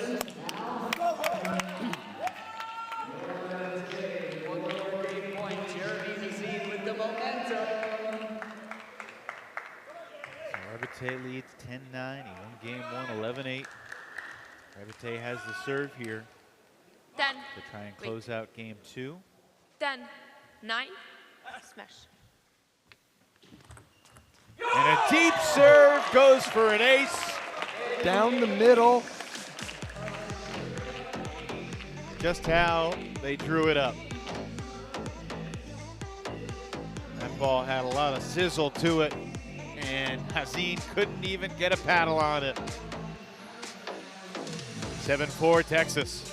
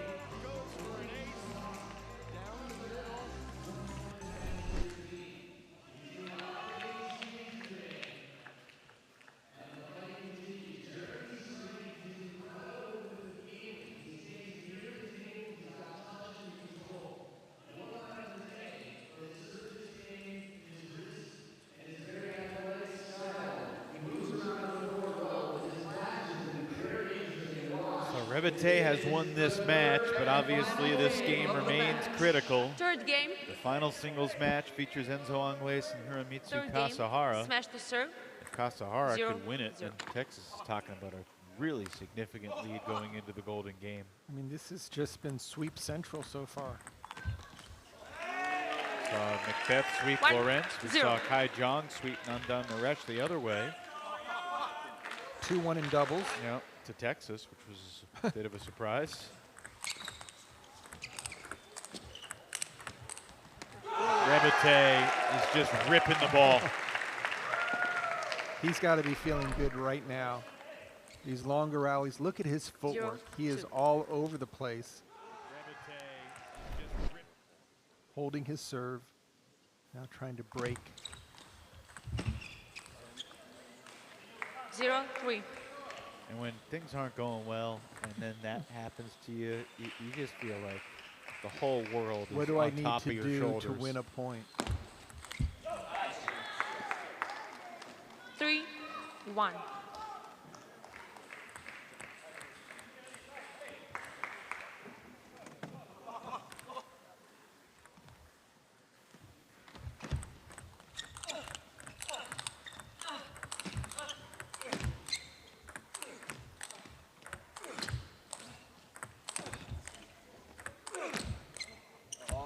Jeremy Hazim playing the role of backboard on that point, and he didn't have enough power to knock Rebete out, but eventually he wore him out. 2. But that's what Jeremy has to do. He has to stay offensive minded. He's not going to block Johan down. 2-4. But that's not normally how he plays. He likes to play a little bit more defensive, block a lot of balls, get the opponent to do all the work.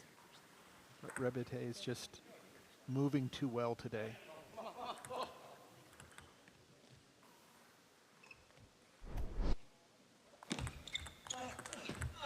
Oh, beautiful. 3-4.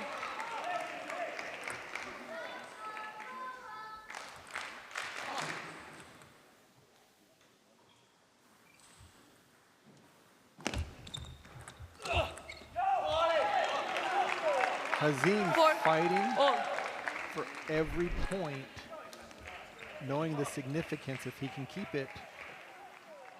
Texas can only have 7 going into the last singles match. Another ferocious winner off Johan Rebete's paddle. Switch. Those side spin, top spin serves are so difficult to make a control loop against. You almost have to go for a winner. Otherwise, Rebete is going to come in with his counter attack.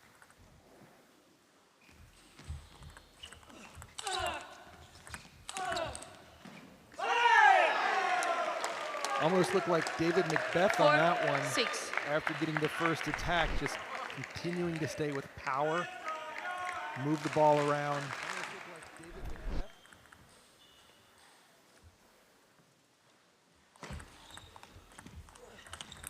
Oh, look at the backhand off the bounce. 4-7. Again, if Johan finishes this off, it'll clinch a lead for Texas going into the Golden Game. Now, that is interesting for a couple reasons. Obviously, we've harped all season on about the advantage the team going into the Golden Game wins close to 80% of the time. However, and this is a massive, huge however, in one previous meeting, Texas had a lead going into the Golden Game against Carolina. Carolina won the Golden Game anyway. That was one of just 2 Golden Game comebacks the Gold Rush had this year. Now, they weren't behind going into the Golden Game very often. Right. They had the 5-0 comeback against Princeton in October, and they had the comeback against Texas 3-0 down in December. 6-8. You hate to have those missed serves, especially when you get to a golden point thinking, didn't even give yourself a chance to finish out the game. That's a nice combination by Hazim. 7-8.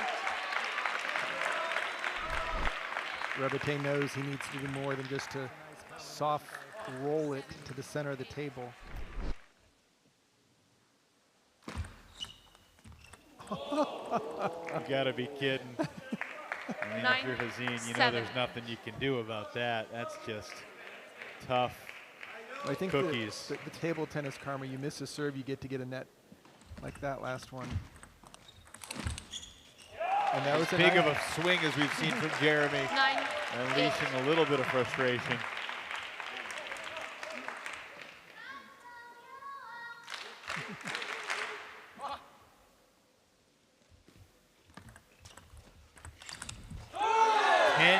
Now, and Rebete on the brink of a sweep to clinch a lead for Texas, heading into the Golden Game. Obviously, either way, I mean, there's a ton of pressure on Enzo's shoulders. To try and minimize the damage. Don't want to start 0-1, 0-2, 0-3, or 0-4. Yohan Rebete continues his table tennis mastery against Jeremy Hazine. This match overall was much closer than the one the two had in December. Final score was 33-13 in December. This one much, much closer, but still all Rebete down the stretch.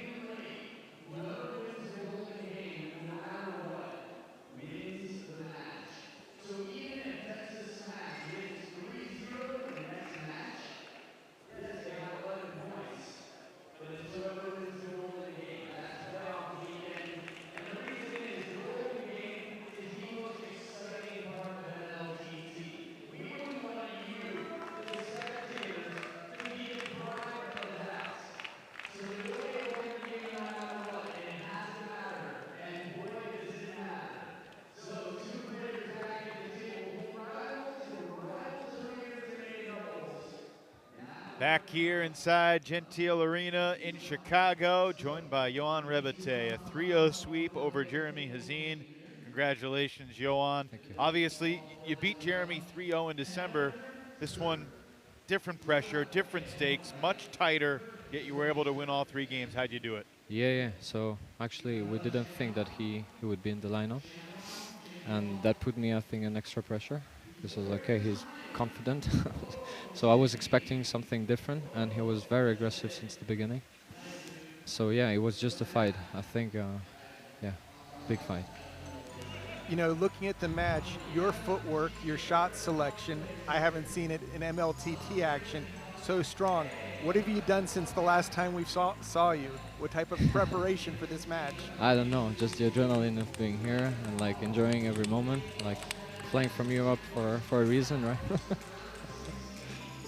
You weren't in Wichita. Obviously, the team still played well without you. What was it like following that from afar, seeing your team qualify for the playoffs and knew that you would have the opportunity to be here and make a difference on this stage? Yeah, no, that's an amazing team. I think everybody chipped in. And yeah, we're really a team, and I think that's what made our success so far. Well, you have a lead going into the Golden Game. We know how important that is. We don't know how big the lead is going to be. Yeah. And obviously the Golden Game did not go your way against Carolina in December. What are the keys in the Golden Game for this match? Yeah, so we have this obviously in memory. And yeah, we gotta fight. It's not because we're ahead of them that they have the pressure or whatever. Like, just, you know, keep doing our best, and yeah, we'll make it. All right, well done, Yohan. Thank you for joining us. Good luck.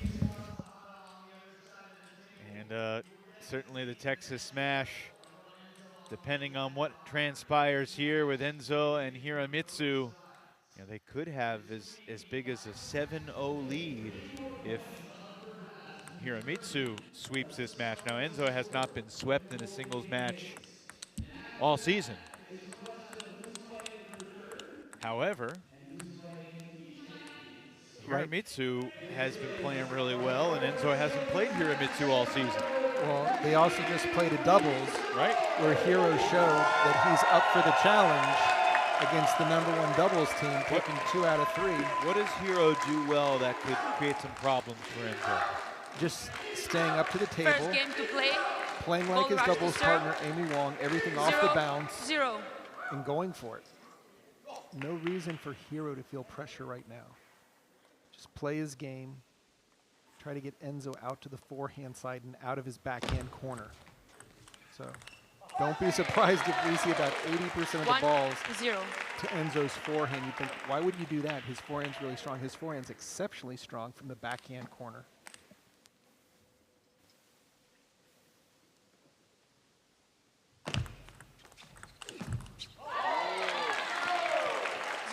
Good start for Angles, utilizing the highest ball toss in the league.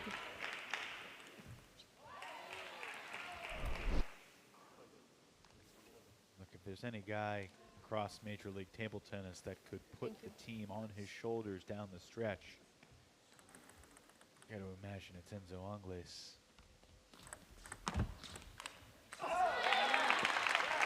0-3. Enzo's able to win 3 games in a row here. You wonder if Alec Yang would put him in that first position in the golden game, and they'd be down 1 at the start. He would go out and play 3 points, and he also would be the guy that would eventually play the ultimate golden point if they were going to get there.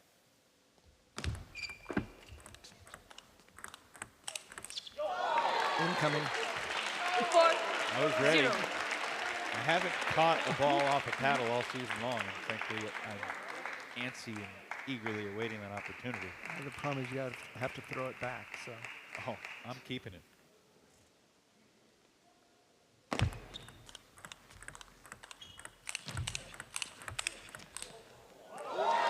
5-0 now to Angles. Sean has spent way too many years in baseball to develop that mentality. If I catch a foul ball, it's going in it your is pocket. a souvenir.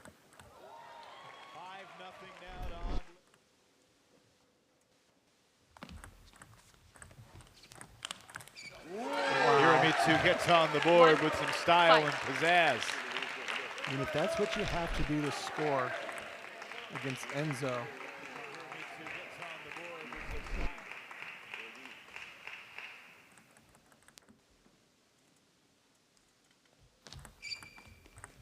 Oh, what a serve return. Even Hiro was thinking, what did he just do? He cut all the spin off the ball, returned it so low that it double bounced.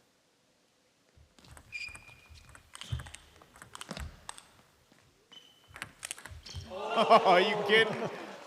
That's ridiculous. Enzo just shaking his head.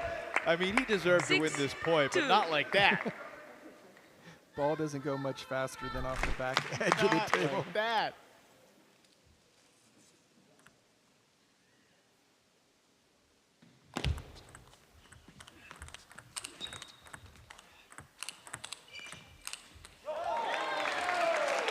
Enzo is working so hard for each point, and Hiro is just sending bombs over.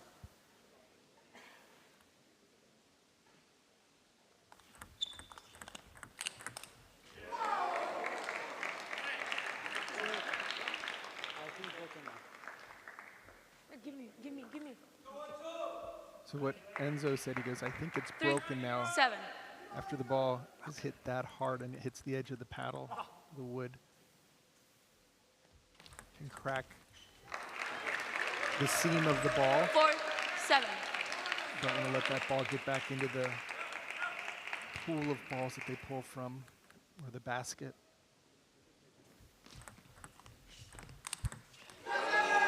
Kasahara's got some firepower too now. No reason not to serve and just go for a big shot. Kasahara's got some firepower too now. Enzo says the ball is broken. It's a new one. And it's no surprise based on how hard Both these players have been hitting. And Enzo knows the importance of that last point. 8-5. He wants to keep that separation.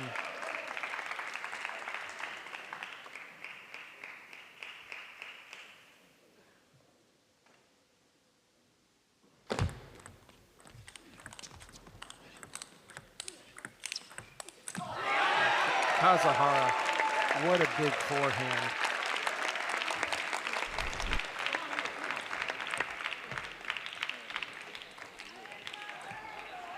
This is just riveting 6, to watch. 8.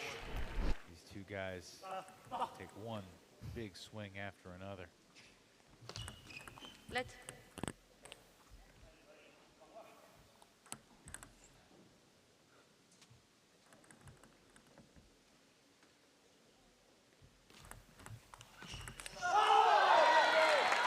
And again, all you can do in that situation, what Enzo did so well, is just keep the offense going. Couldn't finish the point, but he wasn't going to play safe. He wasn't going to put the ball on the table. He was going to keep attacking. Because that's what happens if you just do a low underspin return.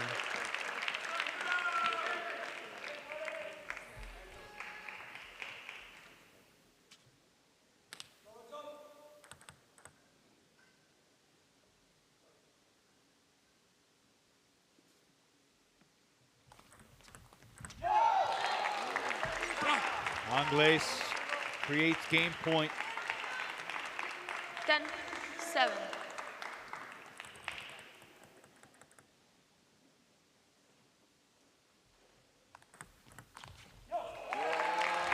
Angles gets the job 11-7, done. first game.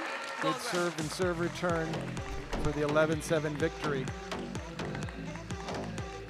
Kasahara had some moments, that's for sure, but Enzo Angles really bringing the passion and the energy and the results like he's done all season long.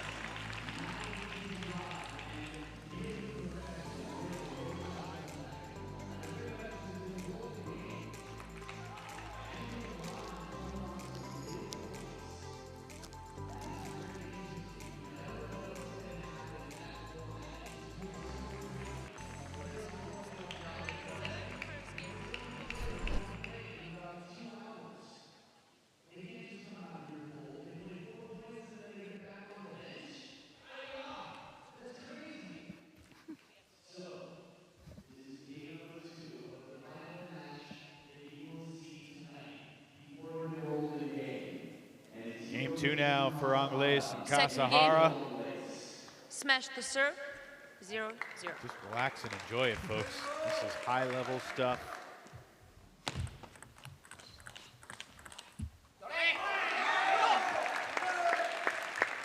One, 0.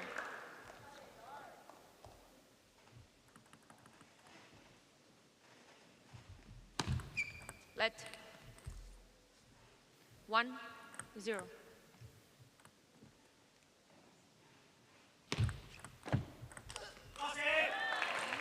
1-all. That last game, by the way, was the 50th win of the season for Enzo Angles in a singles game. More than anybody else all season. He's won even more in doubles. Well, you don't win the MVP award for nothing. 2-1. And it's obviously the productivity. It's also the consistency and showing up and being there as a leader, delivering. You know, he lost more points than he won in Golden Games in Lawrenceville, the final regular season event for the East Division. And despite going 10-14 in Golden Game points in Lawrenceville, he's still 93 and 70 for the year, winning 57%. which is in the upper echelon of the league.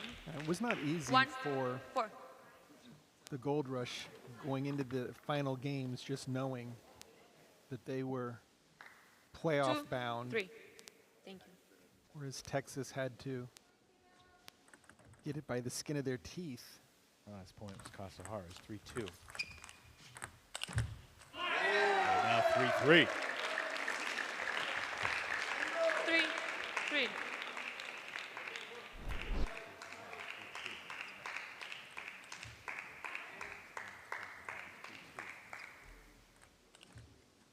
Both those last shots almost hit the white line, but with the amount of power and angle. Smart play. 4, 3. Enzo had Hiro leaning one way, played a safe ball to the opposite corner. Great placement. Wow. Went for the deep serve. 4, all. Don't see that very often Smash from the serve. Enzo. Is that a sign of nerves? He was trying to be as aggressive as he could. I think it just got away from him. But you hear it in his voice. Yeah. Getting the lead back. After almost every point he won in game 1, and he was turning around, looking at his teammates on the Gold Rush bench. Almost as if he's trying to fire them up, along with keeping himself fired up, because he knows he can't do it himself. I mean, he's going to do all he can to create the minimal deficit, but there will be a deficit for the Gold Rush. And as a reminder, especially since the calendar flipped to January, teams have not come from behind to win Golden Games often at all. And a leaping jump for joy as Enzo takes that point and goes up 6-5. Again, both players almost home run derby-ish, going for line drive and tee it up. Including Princeton's win over the Bay Area Blasters earlier tonight, Sean. Teams leading going into the Golden Game in 2024 are 33-4. So 89% success rate.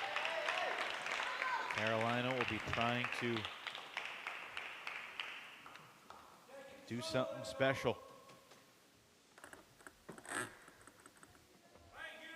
I think it's fair to say, like, if you had live odds, you know, Texas was the underdog coming in, but they are now the favorite in the live odds. Absolutely. And I don't think we realized it so early in the season, the importance of the lineup order in the Golden Game. 6, 7. And I think it's mostly due to, now that everyone's played each other so many times, you're looking for certain matchups. Or to stay away from certain matchups. I also think it's one of the reasons, and I agree with you, but I think also the coaches have gotten better at, you know, the leading coach has a little bit more control. To kind of set the tone, choosing the matchups in 2 of the first 3 spots, and you put one of your top players in the 2 spot to be ready for whatever. And I mean, we're here in Chicago. It seemed that Eric Owens with the wind was one of the first coaches to really throw caution. Helped him come from behind to beat Carolina back in January. Exactly. One of the few times we've seen a Golden Game comeback. So being able to swap out and have a mixed singles match, especially if you feel your female player can't compete against the other team's top female.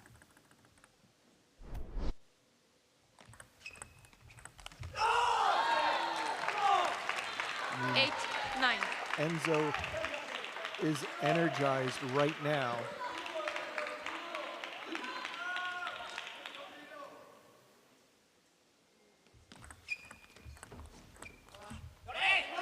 Giving Angles a taste of his own medicine with that ball toss there on the serve. Hiromitsu Kasahara with the equalizer, and it's 9-all. There's so much side spin on these serve returns. The ball just continue jumping. Enzo with the serve.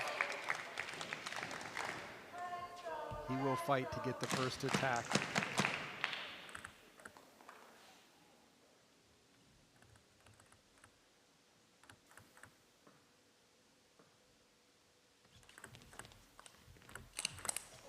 Gigantic forehand, and that ball ricocheted into the hands of Matthias Havasson, sitting in the third row, the coach of the Princeton Revolution, doing a little scouting off Hiro's racket into Havasson's hands. He knows deep down who Matthias wants to see tomorrow.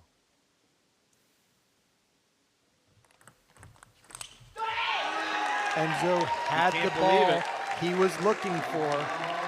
Open court, not an easy ball to make, but he had the shot. And now we are once again in Golden Point land. Carolina has won both Golden Points so far in this match. In the doubles and then second singles with Kai Jong. Hiromitsu Kasahara serves on this one. Takes an extra moment to wipe any perspiration, condensation away. 10-all. And Enzo Angles. Thought I was going to rip his jersey off. You still got one more game to play, Enzo. Trying to get the crowd fired up behind him. Angles has taken the first two from Kasahara. Not much of a margin that time, but he somehow prevails, and he shows off the abs.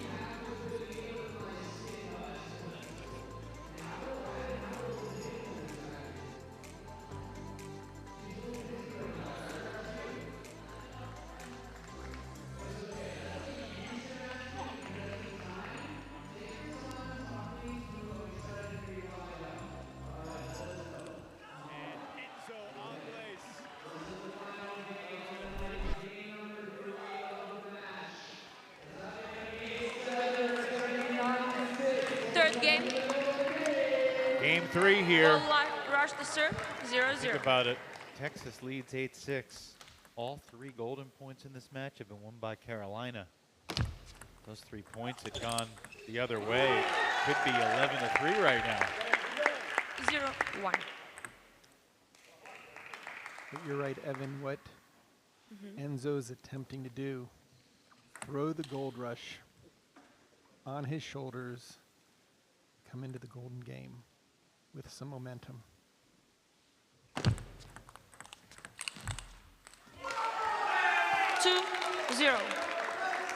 If you're Alex Yang, do you throw Enzo in the 1 spot or the 2 spot? Wait. 2-0. In the golden game. I want him out there playing all 21 Yeah, points if but that's possible. not what the golden game is, Sean. I hear you. Needs to get some wild cards and reinsert. It's going to be up to Kai Jong, Ramon Lawrence, Jeremy Hazine, and Hong Let's Lin. More than it's up to Enzo in the golden game, that's for sure.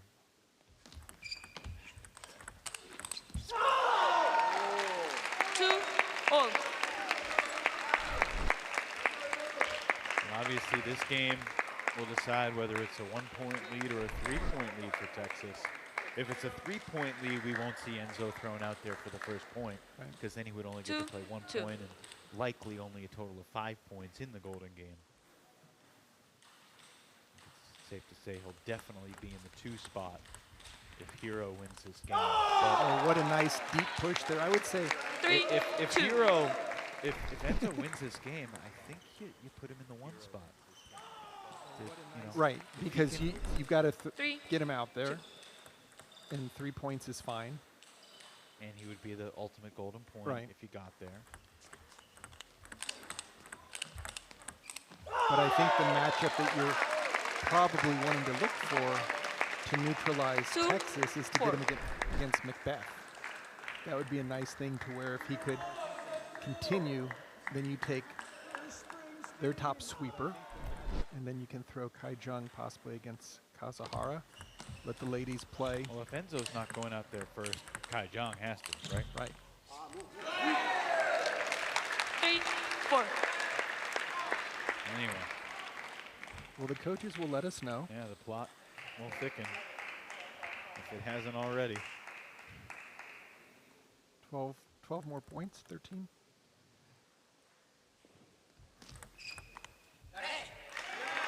We've been so entrenched in the table tennis just to we could take a step back just for a brief second and breathe and say, what a night this has been. What a showcase just for the sport. back-to-back semifinals. Great crowd, great atmosphere, great facility, great city. And great table tennis. I mean, Wowzers. Does it get any better than Kasahara figuring out a way to take it down the line as Enzo's covering the whole court with his forehand?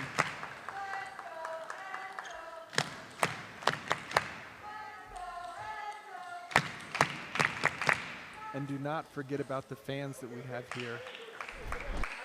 I mentioned them. 4-5. They had 3 iPads going. They had revolutionary hats.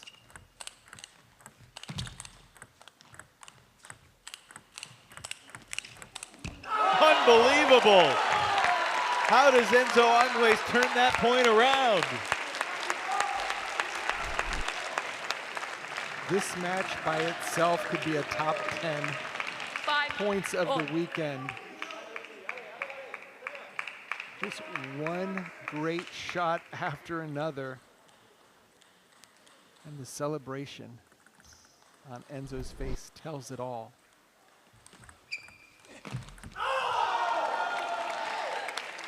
My goodness. Angles back in front.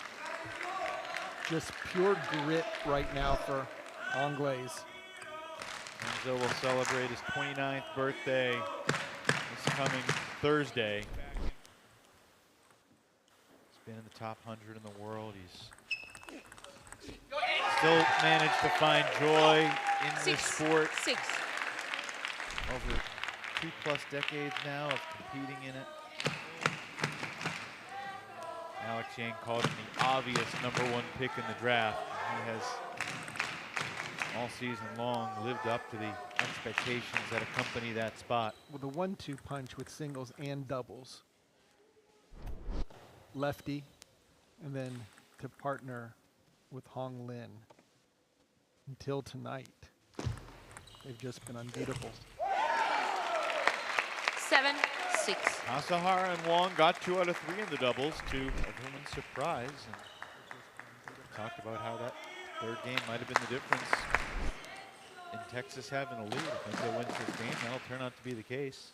And Amy's saying that it was just letting Hiro do his thing, but she made some amazing shots herself. 6-8. Certainly, Angles ate his Wheaties this morning. Do his thing, but she made some game amazing face on shots ever since he herself. took the table for the start of this match.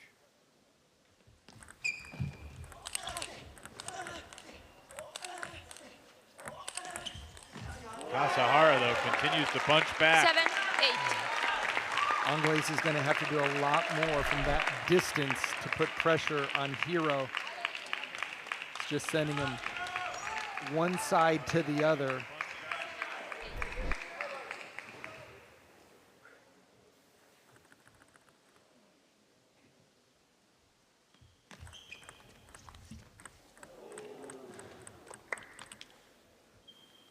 Nine, 7. You see the time that Enzo is taking between points. He doesn't want to rush. He wants to get a good, clean look.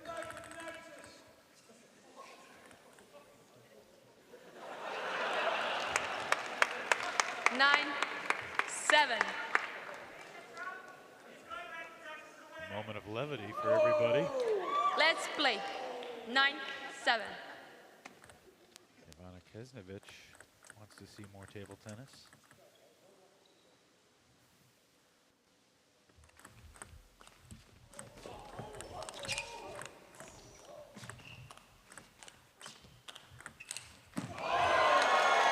Enzo went for it after playing some super touch returns. What a wacky point. The angles just got so insane off the net ball. But you see Enzo just taking his time, keeping it in play, trying to cut down on the angle till he had a chance to go for a winner.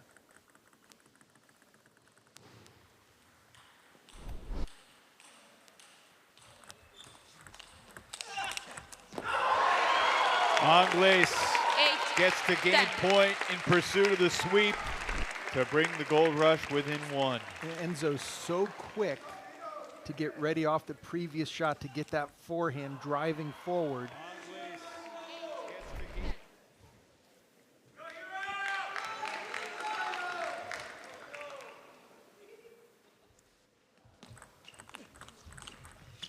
Enzo Angles, the unquestioned, undeniable MVP.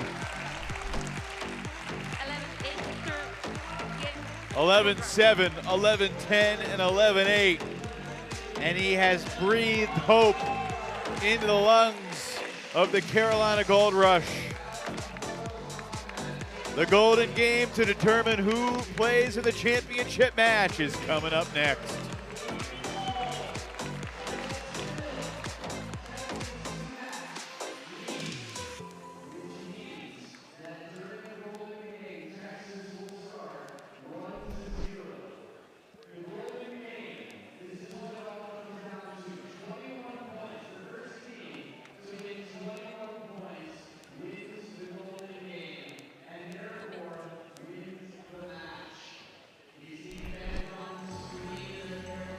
Well, it's been a wildly entertaining evening of table tennis. Princeton beat the Bay Area Blasters in the first semifinal, and then Dave Macbeth got the Texas team off to a smashing start, but Kai Jong had the answer. We were 3-all through the first couple singles matches when the top doubles duo in the league got upset by Hiromitsu Kasahara and Amy Wong. 2 out of 3 for the smash there. And then we saw 2 more sweeps. Rebete had Hazin's number back in December. Same story today. Yohan clinched the lead for Texas going into the Golden Game.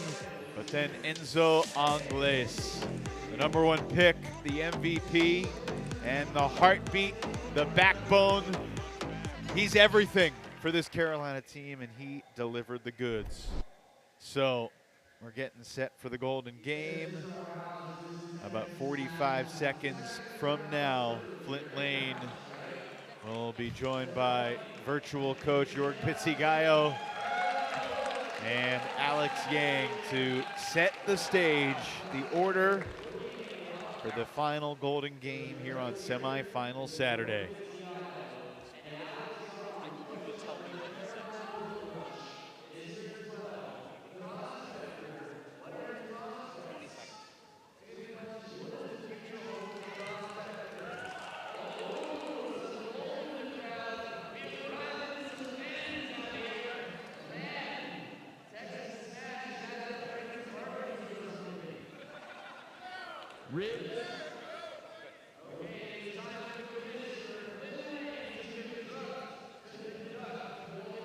Let's go to the commish, Flint Lane, to set the order. A well-fought battle so far. We have the Texas Smash are leading 8-7. You'll start with a 1-point lead. Carolina, since you're behind, you will get the first pick. Who is your first choice? Kai Zhang is your #1. Texas, your #1. Nandan Naresh is your 1 and your 2. Hiromitsu Kasahara is your 2. Enzo Angles is your 2 and your 3.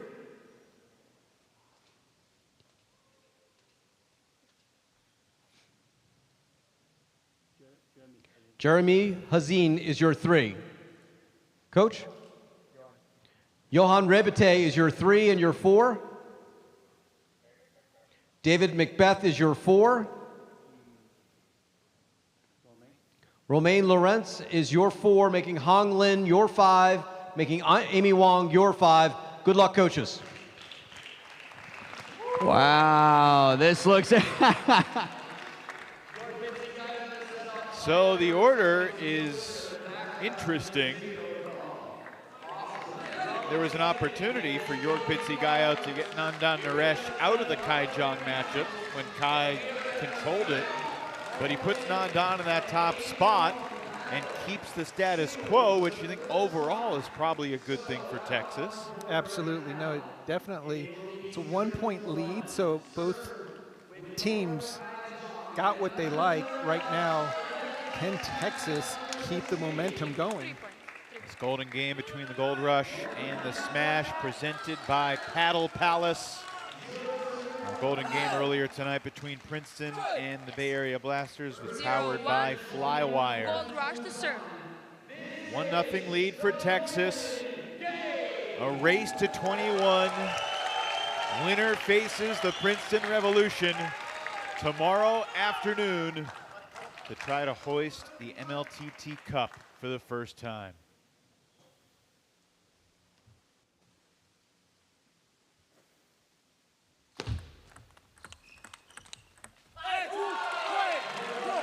Just like that, we are tied 1 point apiece.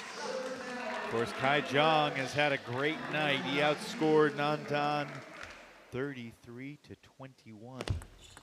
across the 3 games won, but Naresh with the answer. Both players looking to get their forehands in.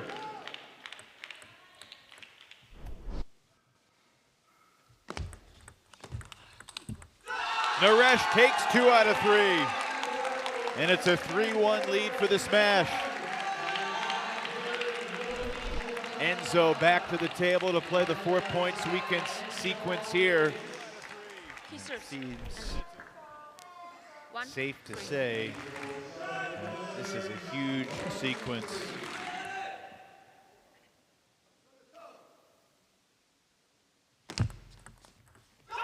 Kasahara leaves Enzo befuddled, and that's 4 straight, or 3 straight for the Smash.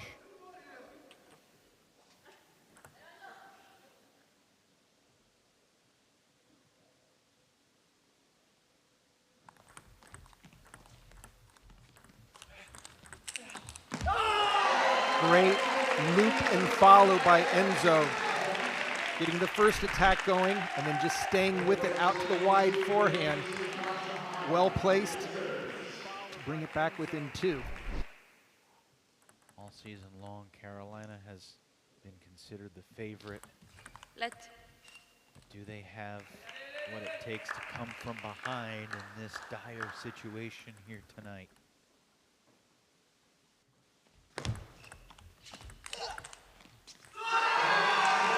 Two of the first 3 for Hiromitsu Kasahara. And Enzo needs this 4th point just to salvage a split.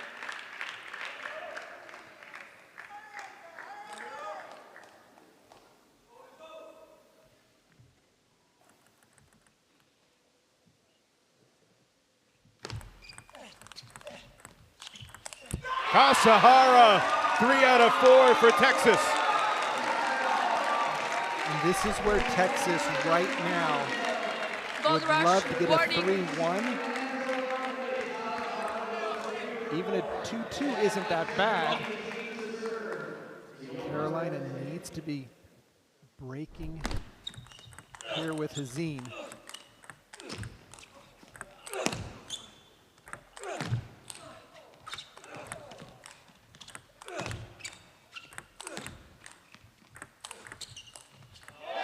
Incredible stuff for both players. Hazin just would not give in. Rebete continued to fight, but Jeremy outlasted him. The entire Gold Rush jumping up and down. Ready to jump into And Rebete, his counterattacks have been landing today.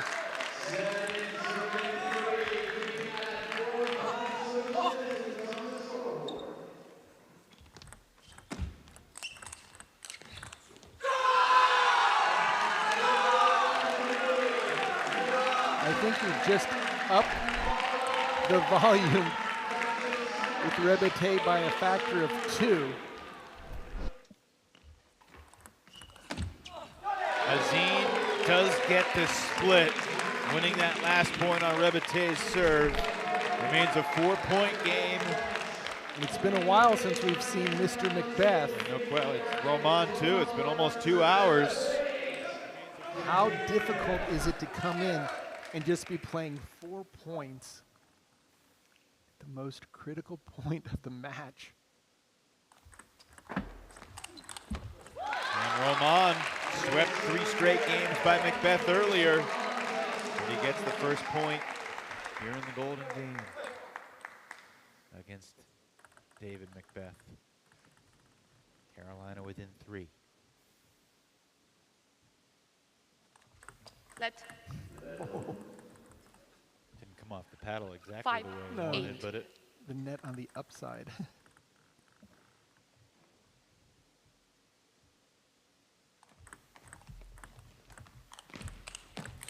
And Roman Lorenz had a couple of hours to contemplate what happened, and he's come with the goods to win a couple key points on his serve. But not an easy reloop. You could see how low that ball was.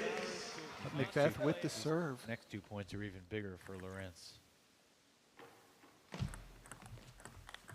I said it earlier, Sean. Dave Macbeth won 60% of the Golden Game points he played this year, second best in the entire league. Let. 9, 6.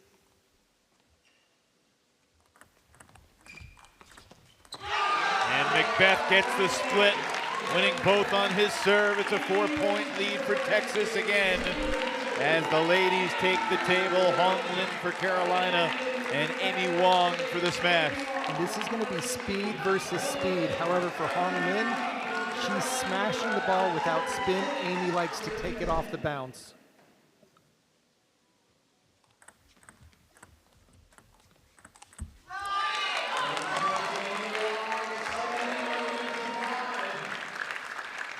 Carolina, look, it's encouraging that Hazin and Lorenz both got splits, especially after Zhang was outplayed by Naresh 2-1 and Enzo was outplayed by Kasahara 3-1. The point is, Carolina needs Hong Lin to have a good sequence here, because the Gold Rush are not out of this yet by any means.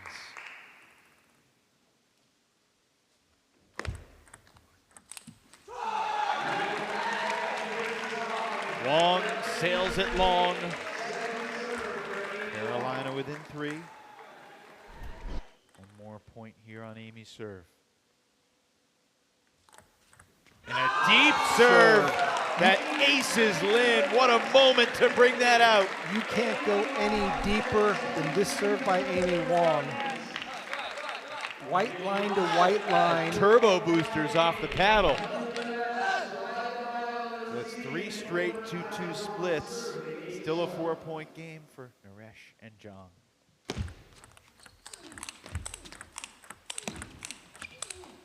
Two guys absolutely killing the ball, and Naresh celebrates taking the point. His family's courtside, giving him extra energy and support.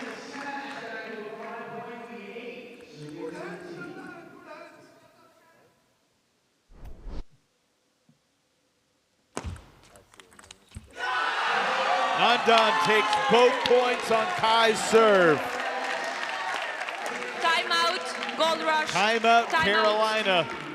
This is the largest lead of the Timeout, Golden Gold Rush. Game for the smash.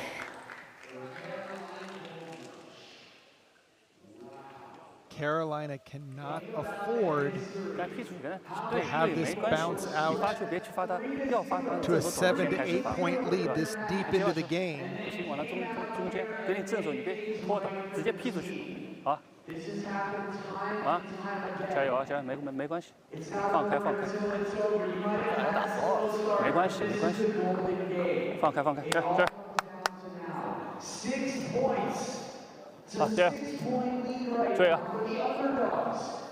Against the team that everybody picked.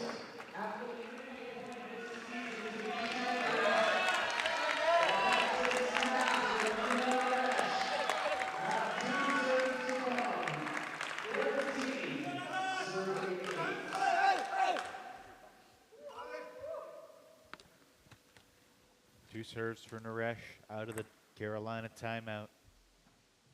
Texas leads by 6. John gets one back.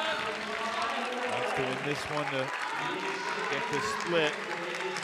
Can Naresh get his offense going? No. So all 4 points in that sequence, won by the returner. It's a 4-point game and an opportunity for Enzo to go on a little run. These could be the final 4 points he plays this season if he can't will the Carolina comeback.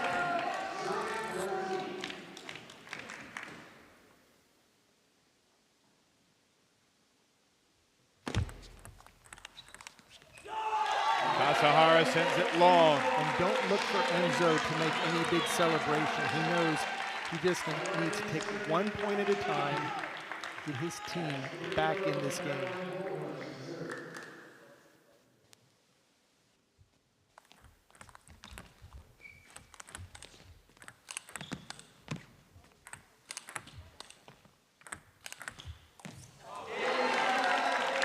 Valiant effort by Angles to stay in that point as long as he did up against the side barrier. Just too much of an angle to have to cover. And the ability for Hiro to take that ball down the line. Nice job by Kasahara to put that away. And look, even though he lost all 3 games to Enzo in singles, it feels like he's among their best players tonight. Certainly bringing it in the Golden game, brought it in the doubles. Got Enzo scrambling again. And Kasahara is in control. Enzo went for the biggest side spin return possible. After a full 360,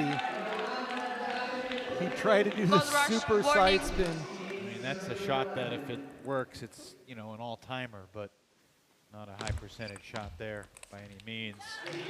Kasahara sends it long, so their nights are done.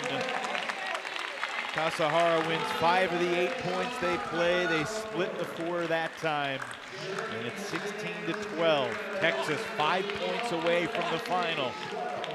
Hazin versus Rebete.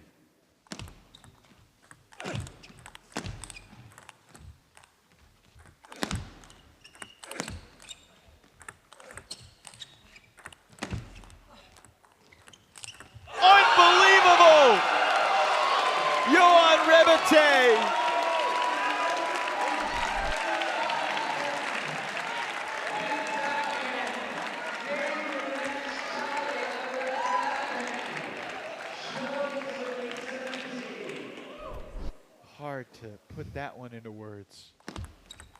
And then he sends it long. Rebete with 2 serves here. Obviously, if he can do just one of the 2, Smasher will be in pretty great shape. And that makes it 18-13. Texas can taste it. Within striking range. Saw the 2nd place team from the East Princeton beat Bay Area Masters earlier tonight. 2nd place team from the West, the Texas Smash, are on the verge.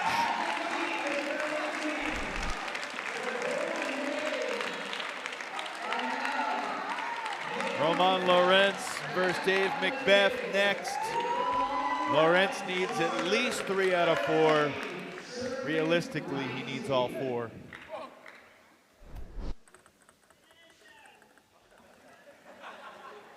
Let's play.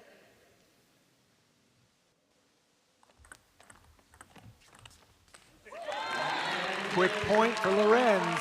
Didn't have to work hard for that one.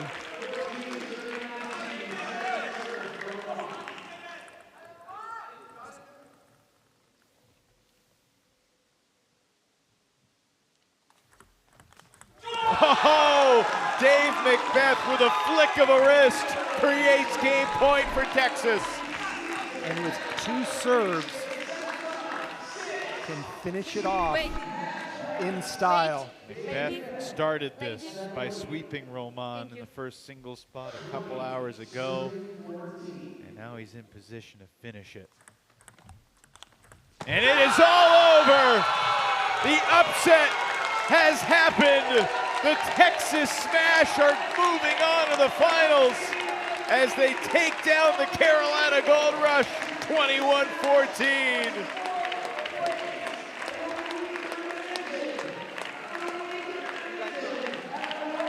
Can you believe it?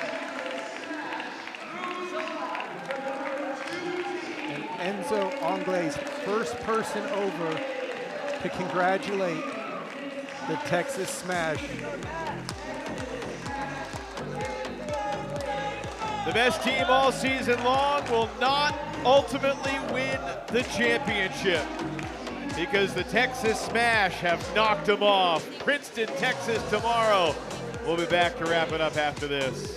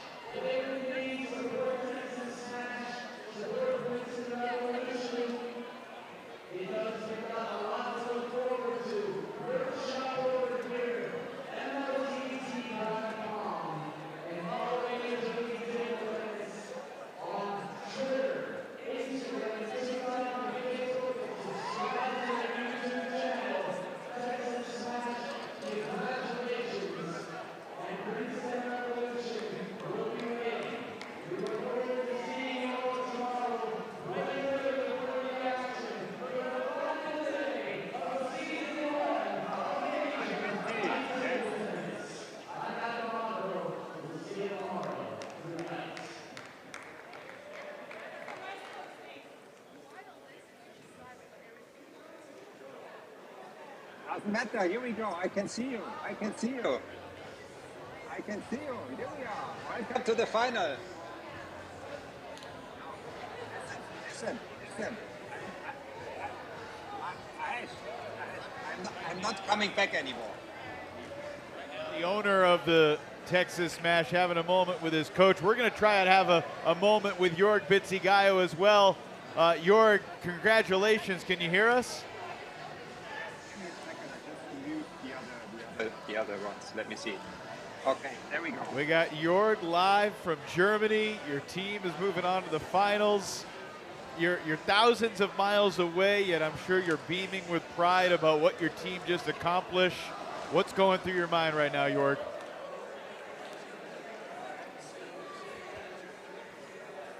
Oh, the thrill of modern technology. We had him, and we lost him. So that's a meme if I ever knew one. Yeah, let's get Dave Macbeth on the headset. We're not going to lose Dave to a freeze frame. Oh, sorry. I would be I very. can hear you now, guys. Sorry. We got Jorg back. Jorg, we got David on headset as well, but Jorg, what's going through your mind as you watch your team from afar pull this off? I'm just quite proud. I'm just proud. You know, this team is amazing. What can I say? I mean, congrats to the guys. They are performing now several weekends. Not ideal because I cannot join them, but at the very end, it's all about the players. We have an amazing team around the team, and we get another chance tomorrow to show. No, Jorg, obviously a huge team effort. Everyone played into it. What are your thoughts going into the finals? Honestly, here in Germany, it's like 4:45 a.m. I'm not thinking at all about the finals. Right now, I'm just happy for the team. I'm happy to see the boys dancing around. Not a sound you want to hear. I think we lost his pause. Let's chat with Dave Macbeth here, stateside. Dave, we'll pot up your microphone here. You started it with a bang, you finished it with a bang, and in between, your teammates all stepped up. What was it like seeing your team come together to get this win? Unbelievable. It was great. Everyone, I don't know if anyone was negative in points there. I think every single person was either even or positive. You've probably got the stats there to correct that. Well, it's funny. I mean, Hiro lost 3 games in singles, but I thought he played great. He took something out of Enzo, and he got the better of him in the Golden game. Yeah, I saw that. Obviously, I left in the second set to warm up, but I saw how close that was, and it could have been a bit close. If he'd have nicked the Golden game, it would have been obviously 2-1. So, yeah. How has your team come together and gained more confidence throughout the season, not just in yourselves, but in each other and in the group? Yeah, I mean, I think we've had the 2 weekends where we've all been had our strongest lineup. We've been really successful. The one in Portland, and then actually in Wichita we did well. Obviously, Johan's now here to make it even stronger. But I think we've put good runs together, which have really been here. You know, David. So obviously, finals is big tomorrow, but also MLTT. You've got a teammate possibly joining next season.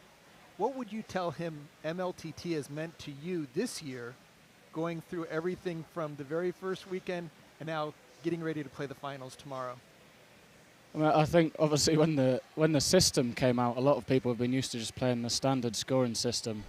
We're a bit confused, but I would honestly say it's been good fun. The Golden games like that, they're probably more fun for people to watch than the rest of the singles. So I think, the difference of the way that the scoring system's run, I think, is the key thing. I gotta imagine you and everyone else on the Smash has been eager to get another crack at Princeton after what happened in the Golden game in December.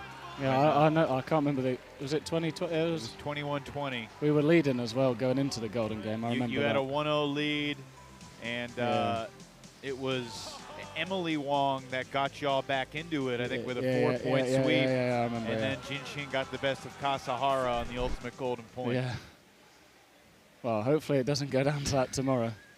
But if it does, we'll try and reverse it. I'm confident we will. Well, it's pretty amazing to see that the 2 teams that finished in second place during the regular season today in their divisions win when it counts here at championship weekend, Princeton and yourselves, and moving on to the final. What will be the key to re-energize, regroup, refresh, and be ready for tomorrow? Yeah, I don't know what time it is now, but try and get some food and get to sleep as early as possible. We've got a bit of a later start tomorrow, so just the simple stuff. Try and get some food as quick as we can. All right. Get to bed and then. The restaurants may be closing, so we'll exactly, let you go. Yeah. Thank you, David. We'll No see you worries. tomorrow. Oh, all good. Thank you. Congrats. Cheers. It is late, Sean. My goodness. It's even later for folks who are on European time, like Jorg and David. Princeton, 21-11 over the Blasters. Texas, 21-14. It's a finals matchup that I think it's fair to say, literally no one predicted this. And now we got the Revolution and the Smash. Last time they met, it went to the ultimate golden point. What do you expect for their encore with everything on the line? $50,000 at stake tomorrow. Well, I mean, both teams are playing their very best, so they've got full lineups. We've got Jorg, who will be watching from Germany. We've got, oh my God, it's just going to be great. I can't wait to see the lineups. Well, the third place game will feature Carolina and the Bay Area Blasters. There are some folks, including Sean O'Neill, who thought that would be the final. But we'll see that in the third place game, and there's significant money and financial ramifications there. So tune in for that at noon Central Time, 1 o'clock Eastern, and then we'll be with you for the gold medal game. The I can hear you. MLTT. I can hear you. Well, apparently we got Jorg back. Jorg, what's going to be the key tomorrow against the Princeton Revolution? Oh, same thing as all season. You know, preparing pretty well, resting tonight, forgetting about the win tonight because tomorrow is a new match, new challenge. Getting ready tactically and then try to perform. How many hours are you going to try and sleep between now and then, Jorg? Or will you be up watching film all night? I don't know. I just had a coffee recently. It's 5 a.m. So I think will be a classic all-nighter. And yeah, we have one more to go tomorrow. Great to get another chance. Well, we're looking forward to it. Make sure you charge all your devices so you're ready to go for tomorrow, and we'll talk to you. So I guess you get a little bit of relief in that you get an earlier start time tomorrow. That's a good thing, or later today. Yeah, actually, it doesn't matter. Any time is fine to see my team. So good stuff. Good stuff. Congratulations, incredible, and looking forward to tomorrow. Thanks, Jorg. See you. All righty. What a night. The Princeton Revolution knock off the Bay Area Blasters by 10, and then the Texas Smash dethrone the team that has been in the pole position all year long. And Enzo Angles certainly did all he could to make it close late, got him within one by sweeping Kasahara in the fourth singles spot. But as we've seen all season long, Sean, the team that has the lead going in the Golden Game usually wins for the reason. They've outplayed their opponents throughout the course of the night, and Texas outplayed Carolina from start to finish. And we had the same matchup, so you knew what to expect, but of course Texas just smashed them tonight. They sure did. Incredible evening of semifinals. We had a proposal here at MLTT Championship weekend as well. Can only imagine what's in store tomorrow. 1 Eastern, noon Central for the third place game. 4 p.m. Eastern, 3 o'clock Central for the first ever Major League Table Tennis Championship. It's the Texas Smash and the Princeton Revolution surviving on semifinals Saturday. We'll see Princeton and Texas for the title here tomorrow. For Sean O'Neill, I'm Evan Lepler on behalf of our whole crew saying good night from Chicago.